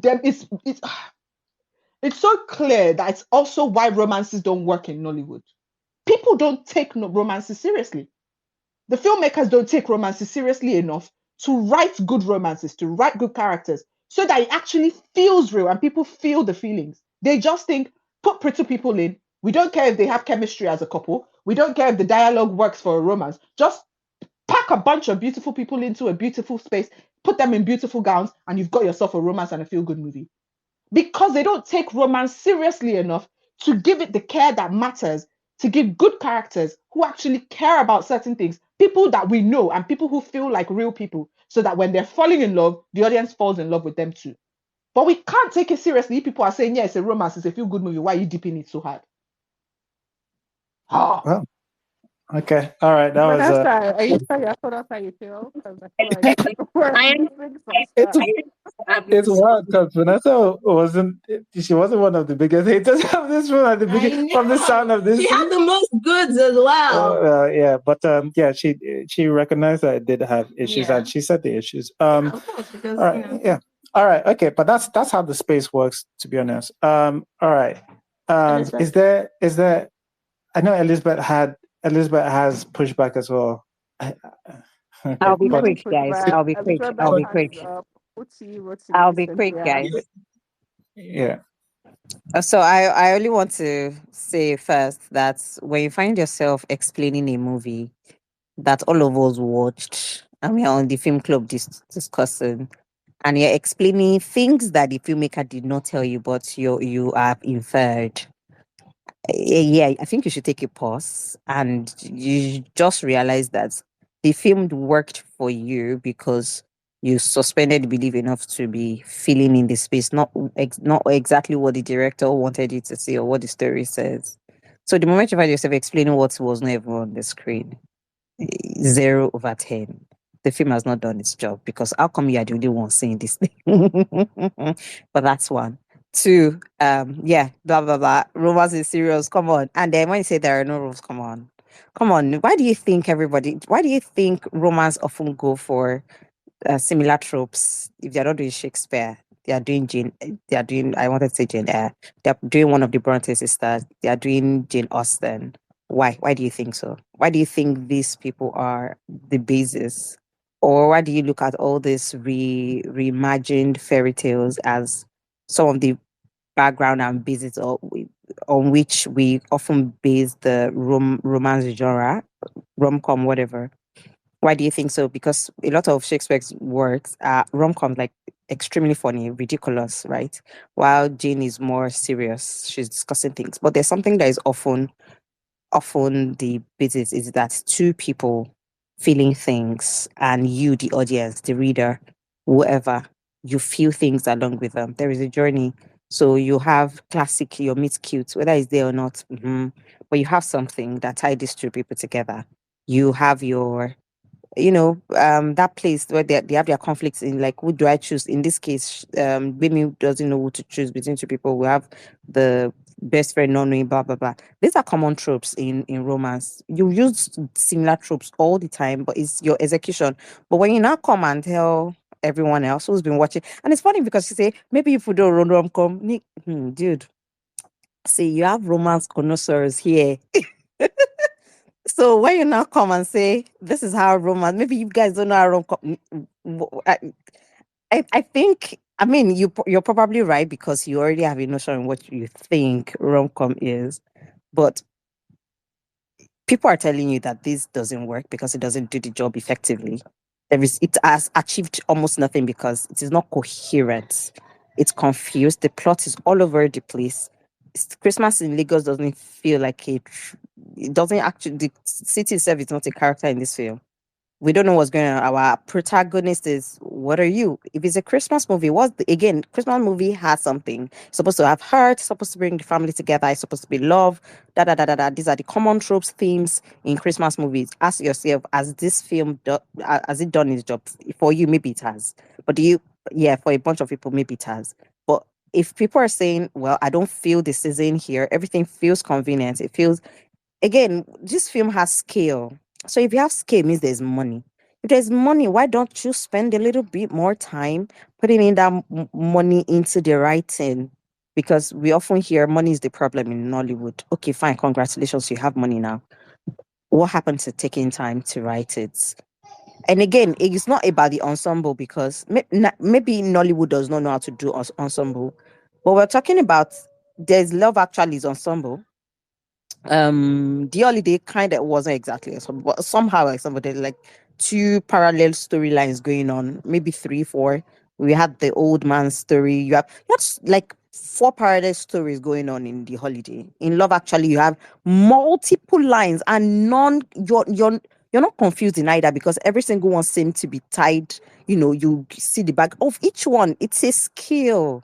It's a skill that is lacking here. And so when people say maybe don't take on so much, maybe just do one story. I mean, it feels like you're telling the filmmaker what to do again. Far be it from me to tell the filmmaker how to make their own films, right? But we're talking about execution here. So maybe it's difficult, running parallel storylines in Nollywood, because we are often ones to, we are so verbose, we just use dialogue, so rather than show, like have more scenes telling so much. Because if you look at how many minutes, if you compare to, no need to compare really, but if you look at things that happen, like maybe all these ensemble films, it seems like in the first 5 minutes you would have seen at least 10 scenes.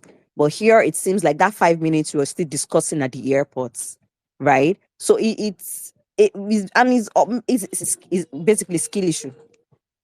So maybe we're not yet there. So if you know that, okay, you're struggling running parallel stories, how about just take a simple story and try to execute that first, and still do it at scale, right? Still put in the money, still put in all these, show you your things. Let everybody just be happy. But basically my pushback is in that you can't, well, you can, Fabi, if I'm tell you what to do, but you can't tell people that they don't get rom-com. Really, I'm sure people have overwatched stuff here. Thank you. Thanks, Elizabeth. Okay, we'll go to Uti. And Uti, Yes, I'm going to be quick. sure.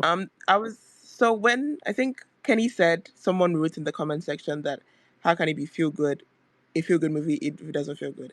I think it was me. I wrote that in the comment section. So Mr. C, I don't think I was referring to you. I know you said it, but I think he was referring to me since I wrote it down. So I'll just take whatever he said. And quickly, I think everyone has mentioned why. And the reason I said that was just because, as most of us said, there was something there. It wasn't just fleshed out and it wasn't just executed properly. And that's why I did mention that. But yeah, that's all I have to say. All right. Thanks, Uti.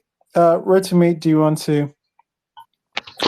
Yeah. I just wanted to, like, it's a little bit of a mismatch. It's not really like a pushback, but it's a slight pushback.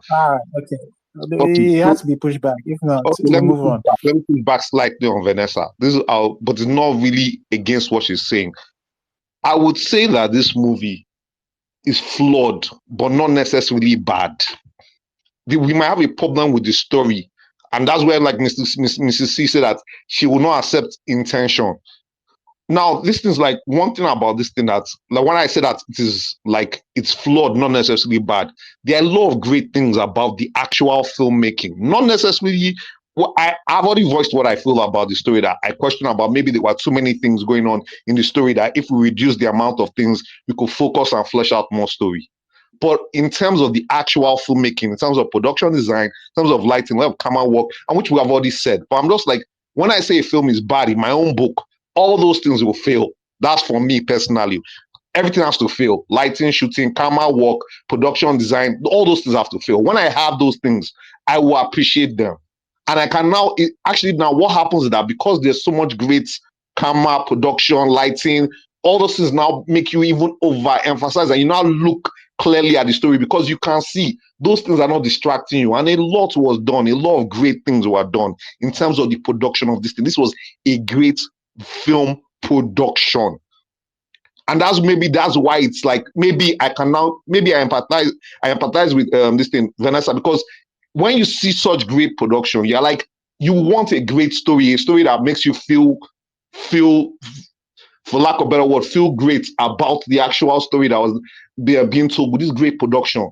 And I'm like, it now makes you almost you want to like, I'm not pushing, like punching down or something, because there's a lot of work. So it's not like, oh, don't you appreciate the work that's done? I do appreciate the work that's done, but it now makes it look at like there are things that you're adding to this thing that is actually distracting people from the actual great work.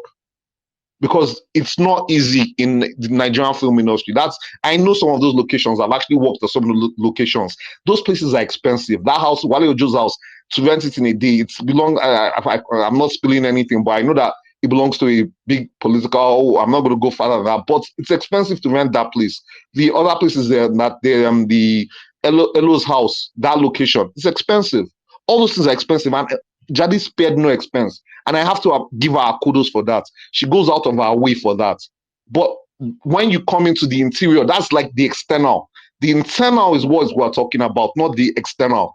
There's nothing wrong with the way that film looks. It's a great production. But when you talk about the internal, that's why we say art's subjective, but that's where the rules are there. Because if we know the rules of the genre, when we see the rules applied, we know that, okay, this is what we're in for.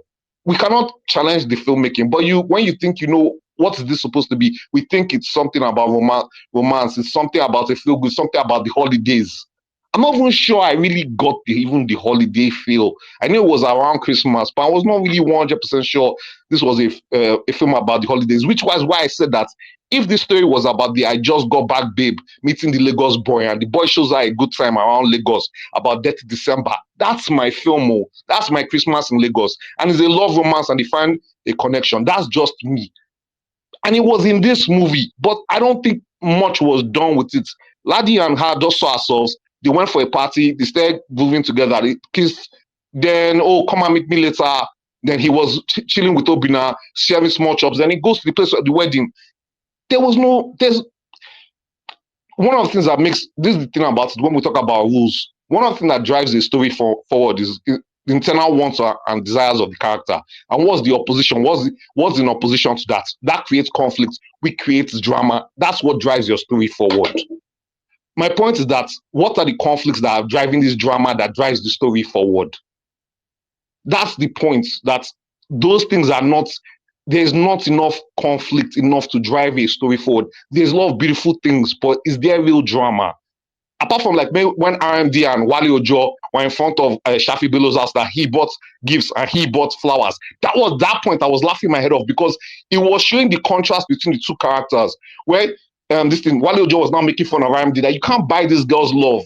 And this guy was making fun of him that you just bought flowers. How are you going to woo this woman with that? And I'm like, okay, I can see who these two characters are. And yeah, in front of them, and the girls were like catching chips and laughing at the conflict, and two of them fighting for Shafi Bello's hand. But you see that's conflict.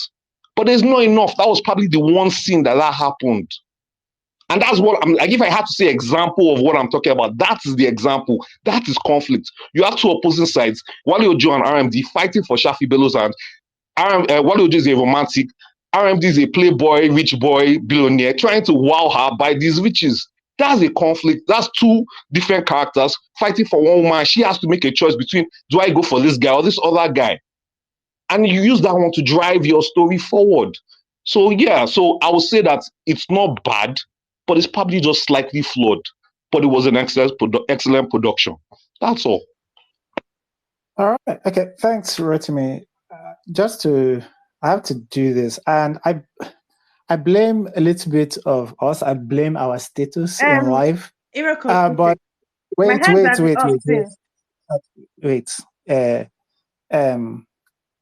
The production, once I say production is great, and you say things were expensive in the film, they're not the same thing. No, they had expensive things in there, and I'm not saying like so. I mentioned this as part of my good, right? Like when the people were meant to be rich and wealthy, it looked like that. That's good storytelling with your production, right? even where I'm not sure they had a private plane, but I even said they cheated that well enough with the production. That's good use of production. But in also this production, I believe cinematography is part of it. I didn't like the cinematography. I believe color grading is part of it. I didn't even mention color grading. I wasn't a big fan of this color grading. It seemed a little too cool for me, but maybe that's stylistically one could argue. And when it comes to makeup, spoke about makeup. I thought the makeup was very inconsistent. It's not. If this is a bar for great, this is not a good bar. This is very much not a good bar. When I think about great production, I know like people know Emefe is that's great production. Like places in Emefe live in my head. It's not about just this thing looks fly and this looks wealthy. It's about how much the production is contributing to the story. And I'm not saying the production of this is awful, but like, can we adjust our bar? We've seen much, much better. And this isn't particularly great. Okay. I had to say that. All right. Cynthia, sorry. Oh yeah, so shit. Sorry, I'm coming. Yeah, so my hands were up, but I brought it down because I wanted to like push back on Rotimi before, but now that he has brought up production again, I think I'll just do my pushback. So before, I know a lot of us said beautiful gowns. That's great. We said beautiful set location. But when Rotimi started talking before, he said something about he thinks the money is well spent, and he came again to tell us that. For me, like what you have said, because you didn't let me speak, I don't think it's about how expensive things are. I think it's about driving the story. For example, my Yagazi, the only babe I liked in the 1 hour of this movie I watched, when she appeared in a beautiful gown, and she said she was doing a PhD in John Hopkins University in epidemiology. It was quite easy for me as the viewer to believe her because of how she's dressed and how she's carrying herself. So in this movie, there were like a lot of people that had wealth and other things, but at the same time, I honestly didn't like anybody's house here. I just thought that the houses were beautiful, their homes were beautiful, but in relation to their character, for that 1 hour movie I watched, I just felt like um the colors were pink, greenish, and everything. I don't know how to explain it, but like there are some people that when you see their rooms in like some movies, you can tell like this person's behavior is going to be like this. So we saw a lot of interiors in houses and everything, and at the same time, I can't even tell how this is like. It's not even helping me like push something about this character that I'm going to see. And that also has to do with everyone saying the gowns are beautiful. Yes, the gowns are beautiful, but at some point for the 1 hour I watched, I felt like everybody dressed similar. Everybody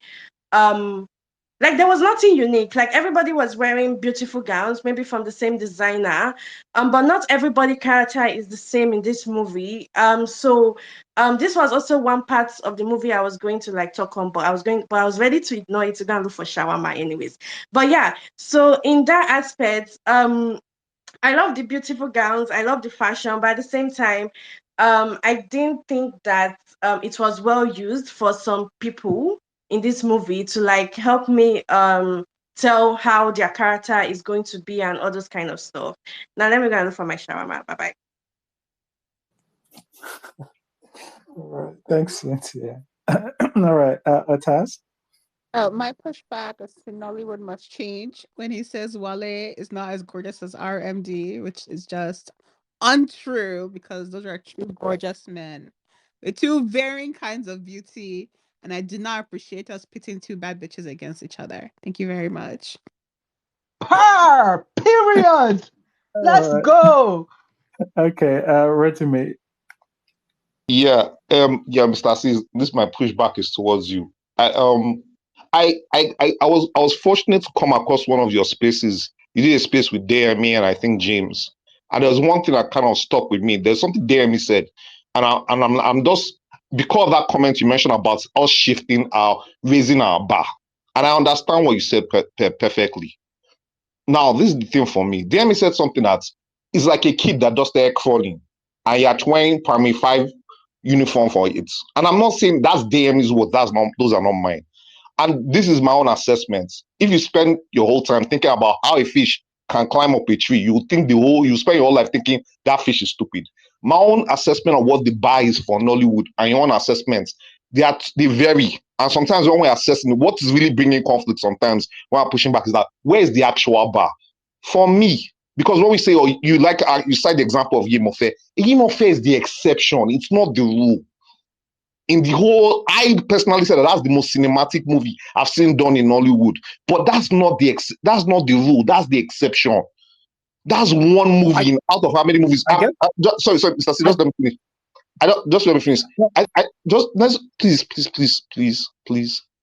What I'm just trying to say is that, like, in relation to the majority of things that I watch, if I did this whole year and I looked at productions, I will call Jade one of the bigger productions as a raising of the bar. That is me in assessment of everybody. Now, maybe in your own IQ, in terms of where you see filmmaking, even in terms of when you talk about even the lighting and the camera work and the grading, that's where it becomes subjective. But I know that there is a higher bar. I understand that. But it's not in relation to the higher bar, it's in relation to the industry as it is. And I'm just like, okay, based on Hollywood, this is where they are. But this is a step up. Anytime I see something that I think is a step up, it is a step up for my own variation of what the bar. Maybe your rating is higher than mine. But my own assessment is based on, okay, this is the current thing that is currently here. This is what we have. This is what Jade was able to achieve based on what is here. And I trust me, I know that thing is hell to produce that. And I know this because I work in Nigeria and I know what is hell to produce anything that makes sense. That's the only thing I give. That's the leeway I give sometimes. That's the only thing. But I know that there are still flaws. But I have to give leeway that this is where I believe, okay, you tried in this aspect. That's the only thing. Yeah. Okay. I guess what I was trying to say though is that I've seen there's two things. Number one, if you call this production great, what words are used for when you meet something like a Yumofe then? Forget like let's take away Yumofe. I've seen makeup done better in other films. I've seen color grading done better in other films. I've seen cinematography done better in other Nollywood films that are not Yumofe.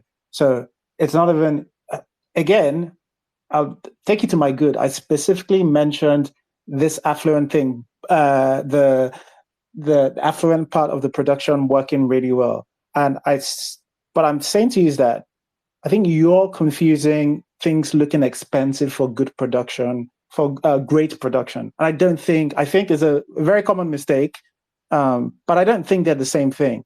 I think things being expensive looking, Cynthia mentions like how things can be both luxurious but also give a particular person a personality. To be honest, I wasn't looking out for this, so I'm not necessarily making this critique. But I tell you what, a film I noticed this in was Ishoka. When is it Ishoka? It's okay. Whatever. In that her first film, I actually remember the guy's house, and I remember her house. The guy's house was graded with a cooler. It had this cooler color grading, which made him the colder. Oh, and then there was like a painting on his wall that was just like, it felt very business-like. And then her room was really warm with all this arty shit around. That's production for me, right? It's not fashion? It's expensive. Sorry, there's expensive shit everywhere. Can I buttress your point with the fashion in this? Okay. Okay. Yeah, sure. When she goes on a date with Osaze, she's always dressed in like really fitted bandage dresses, puts on a wig because that's the kind of look that he expects. When she goes on a date with the British guy, she's in what she feels more comfortable in Ankara dresses or Ankara shorts and in her natural hair. Clothing, makeup, hair, and scenery and production serves the character. Sorry, go on. Thank you. So with these few examples, I hope I have helped to convince and not confuse you that great production isn't just expensive or having all of the money and all of that. I just want to say also thank you for using Ashokin as an example, because you're showing that Jade has done good production design before, can do it, and has not done it this time. Again, I'm not even. I'm not criticizing. Like, there are many things. I think the story, the script of this is the biggest issue. Yeah. I'm not criticizing. I wouldn't criticize, but I'm just saying, like, to come and say this is great. Tomorrow, somebody will give somebody a billion, million this thing, and they will do another big product. It's like doing expensive thing is just who cares at this point? I'm sorry, we've been seeing expensive shit. That's not what. It's so, I get it. It's very enticing to the eyes. It's like, oh look, it's shiny. But like, how's it helping the story? How is it playing into the story? That's all I care about. So that's why I got triggered when you said great production. Yeah. It's not. It's fine. Just say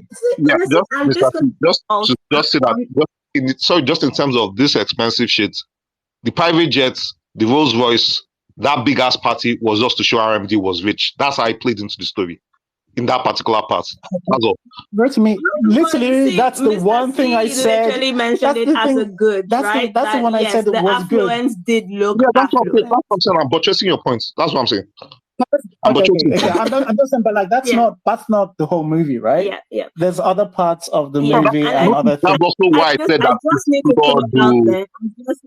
people also said that it was flawed, though. Even though I said that there's parts of it, I just said I was also mentioned that it's flawed. That's all. But that part actually works. Yes. Sure, worked for you.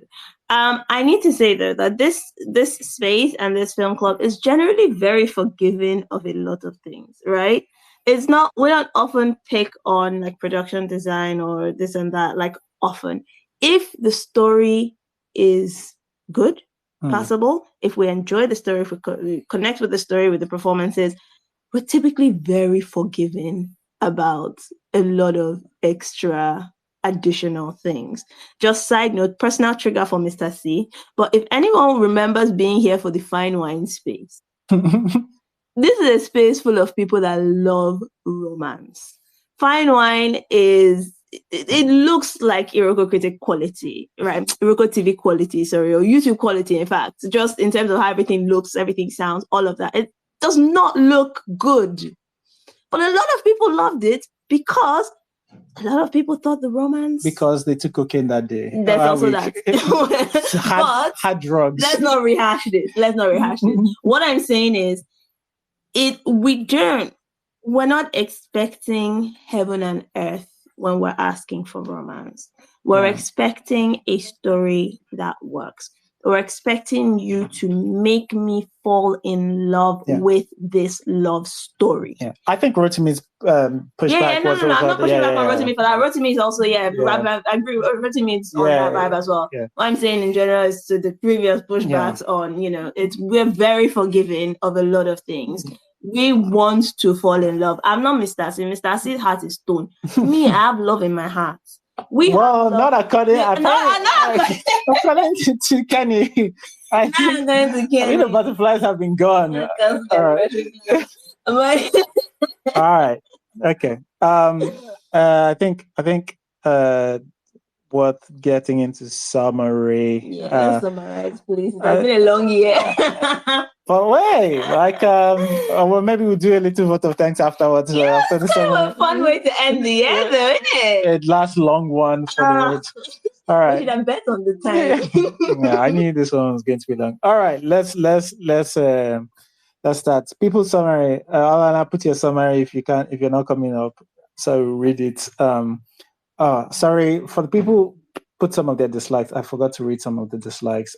But I did put on the board in case people want to read. Summary. It was okay. It was praise that was here. Okay. So Elizabeth, please give us your summary.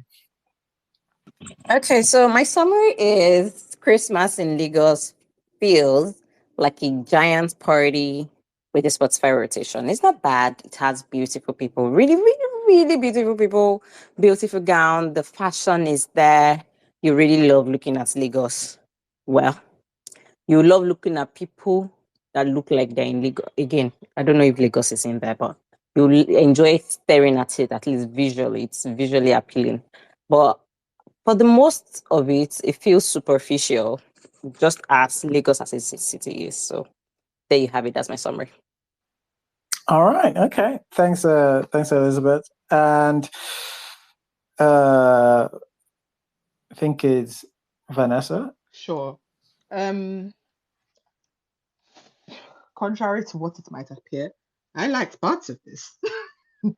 I liked parts of it. It's like I actually liked parts of this. Um if you like older people falling in love, if you like older women or not, if you like older women being pursued and having options and dibbling and dabbling and feeling some bit of confusion, I don't know which one to choose. Enjoy Shafi Bello, be giggly and happy and nervous at the prospect of committing, flawed as it might be. If you like looking at beautiful people, if you like looking at dark skin being lit gorgeously, if you enjoy the sights and sounds of Lagos party, then yes, watch Christmas in Lagos. Is it flawed? Yes. If you don't like romance, then go on. You wouldn't have any problems with it. Yeah, it's a nice enough easy watch. If you're not looking for stuff to not like, which I wasn't, but it happens. But yeah, all in all, it's a nice big party. If you love parties, if you like the looks of parties, if you like pretty people, and if you like the concepts of a plan of romance, then you will like Christmas in Lagos. Concept. It's actually All right. concept. Okay. Thanks, Vanessa. Otas.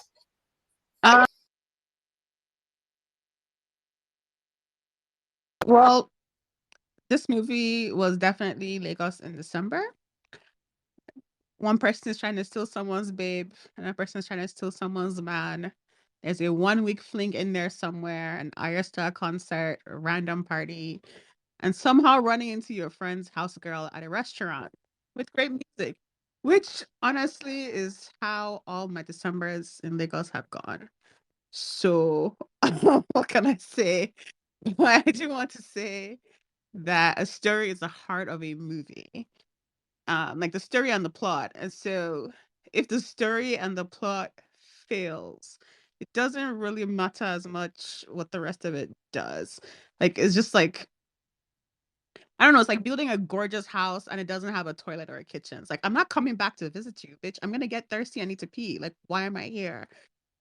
But, anyways, beautiful gowns. The storytelling wasn't great, but I don't know. Everybody was beautiful, so it's fine.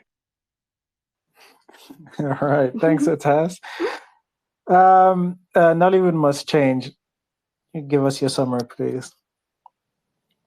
Okay. My summary. This is not a feel good movie. It is a movie of we don't know what we are doing, but let us do glamour, let us do fashion, and let us cast beautiful people. Am I going to watch this movie again? I don't think so. Because the lead character, this lead character is annoying me. Because why? Why you try to destroy your best friend's wedding? Because he won't propose to you, your best friend, not your lover. Will I recommend this movie? Yes, I will recommend because I think the audience kind of like it. The audience kind of like it. And well, one day I knew that Nollywood is going to do romance very well. You guys will be put to shame. You guys will love it. Jade has done it again, and I think that she might still do one again that will be good. So fingers crossed. Hoping for the best. All right. Thanks. Nollywood must change. Can you give us your summary of Christmas in Lagos? Okay, as usual, I'll be quick. I think I had really high expectations for the movie, and that's why it felt kind of flat to me. But aside that, I don't think it was a terrible movie. It was okay. obviously there's a lot of room for improvement, but overall it was fine. Thanks, Iti. Con, do you want to give us your summary? Yeah. So I got kicked off. Not by you, by Elon. Sorry. My summary. Okay. This movie is an okay, what's it called? Visual color of wealth and vibrancy. It is good for the family to watch together, just enjoy. Don't not put too much into it. But again, like everything else, movies are just for you to relax on a whatever day, whether you come back from work, whatever you're doing, whatever. Give it 20 minutes or give it 30 minutes. If you don't like it, change it. You don't, there are millions and millions of movies, TV shows, stories out there. Go watch one of those. That's it. Okay. All right. Thanks, Inka. Is Kenny gone? Kenny has indeed gone. Rotimi. Rotimi, do you want to give us your summary, please? Yes, you people chased Kenny away. He'll be back for his revenge. I think it was a splendid production. I think it was great to look at. A lot of great eye candy, both visually and aesthetically. A lot of show of wealth and everything. And just it's flawed. It's flawed in a particular way, but it's still watchable. It's not the worst thing I've seen, and it could have been better, but it's not the worst thing. And just for Vanessa, please, my personal recommendation, just if you're looking for love, I'm not guaranteeing, but try Soft Love. It's on Amazon. Maybe you It can find some sucked, love there. unfortunately, Rotimi. That's why I ignored your tweet. That is a shitty romance and do not recommend that to anybody who loves romance. Majembe Thank you very much. Majembe Gifue. Only beg you for me, say. You will bow. Thank you. Okay, now. Okay. Thank you. So, but guys, nice one, Sha. I think this is the last space now for this year. Yeah. This is the last space. Okay. Okay. Happy New Year. You guys have made my year fun. All right, Cynthia, do you want to give us your summary for Christmas in Lagos? Cynthia? Is Cynthia there? Yeah. What? Please give us your sorry. summary. I'm coming. Don't mind me. Is that security man that's annoying me? Oh my God. Can you guys hear me? Yes. We can hear you. Please give us your summary for Christmas in Lagos. So in summary, so I could not finish the movie. I thought it was not exciting. There was lack of motivation. I didn't feel Lagos. Like you can see, I was fighting with that stupid security man. I didn't feel Lagos in this movie. There was really nothing to like get my interest. After 30 minutes of this movie, that is like a quarter of this movie. And since I didn't finish it, and it's the festive period, and I want people to be happy when they watch something, I won't be recommending it. Thank you. Wow. Okay. All right. Thanks, Cynthia. Kenny. First you want to of give all, us I don't know. My network has been very frustrating, even though I use like a 5G. So I don't get what is going on. But yeah, I had like plenty push. Can you guys hear me? Yeah. Can you hear me? Okay. Hey, you should be used to frustrating given some of the movies you like, but go on. I had like plenty pushbacks, but I guess I'm just going to like take that one for the team and come back in 2025. But just know everybody that said things about the things that I said, Vanessa, Entitled, Elizabeth, everybody, 2025, fear my return. My summary for this movie, it was nice. It was beautiful. I loved it. Yes, I loved it. I love the romance. I love the romance. I love it. I love it. I like it. Cause this is the favorite. I'm sorry, but guys, I love it. Nice. But the only thing I'm just going to say is Nigerian filmmakers. I mean, everything doesn't have to fit into binaries. Someone was like, what the fuck? What did you mean, Fiyin and Yagazie? I felt like they both had like more chemistry. So it would have been much more. It would have been great if Fiyin snatched, Yagazie, and then in one scene we just saw them, you know, on the bed doing things. I felt like that would have been much more spicy. But yeah, but I get Sha. That's the only thing. Nigerian filmmakers, please. I mean, binaries are overrated. Let's try something new for 2025. Let's keep people on the edge of their seats. But apart from that, wonderful movie. The fashion was fashioning. Everybody came correct. I mean, the American boy needs to, get acting lessons, but generally, a solid 8/10. All right, thank you, Kenny. We appreciate a lone wolf, a fighter, Well, I appreciate a good sport. Today was your turn. It might be somebody else. Yeah, everybody always has some, by the way. Everybody has some. I've had my turn. It happens. You might separate us. We share the turn. All right. Okay. Mr. C, please give us your summary for Christmas in Lagos. Okay. So my summary for Christmas in Lagos is, first of all, the title of the film is just one of the worst things I can imagine. Not that it's a bad title. Christmas in Lagos is one of my biggest nightmares. I hate that city. So if someone were to watch this, I would say watch it if you're not going to think about it, anything at all about it. Watch it for beautiful people. Don't try and make it make sense. It don't gonna make sense. Just take what they give you and move on with your life if you are going to watch it. I saw the trailer and I had very low expectations from this film because of the trailer, and this film exactly met my expectations. And in summary, while I didn't want to have a space for this film because I saw the trailer and I expected not to like it, I'm glad we had a space because this was a fun space. Thanks, everyone. You always make it worth it. All right. Okay. Overall thoughts for this film is this is my first real disappointment from Richard and sorry, witches from the coven are cackling, are laughing. But yeah, this is my first real. Look at that, witches and the coven laughing, cackling. Yes, we plenty. They laugh this man. Wahala. This is my first real disappointment from written and directed by Jade.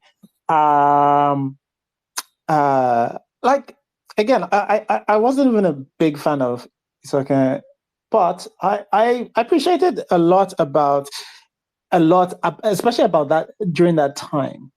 And I don't think the screenplay has improved from that. In fact, I think the screenplay from this is worse.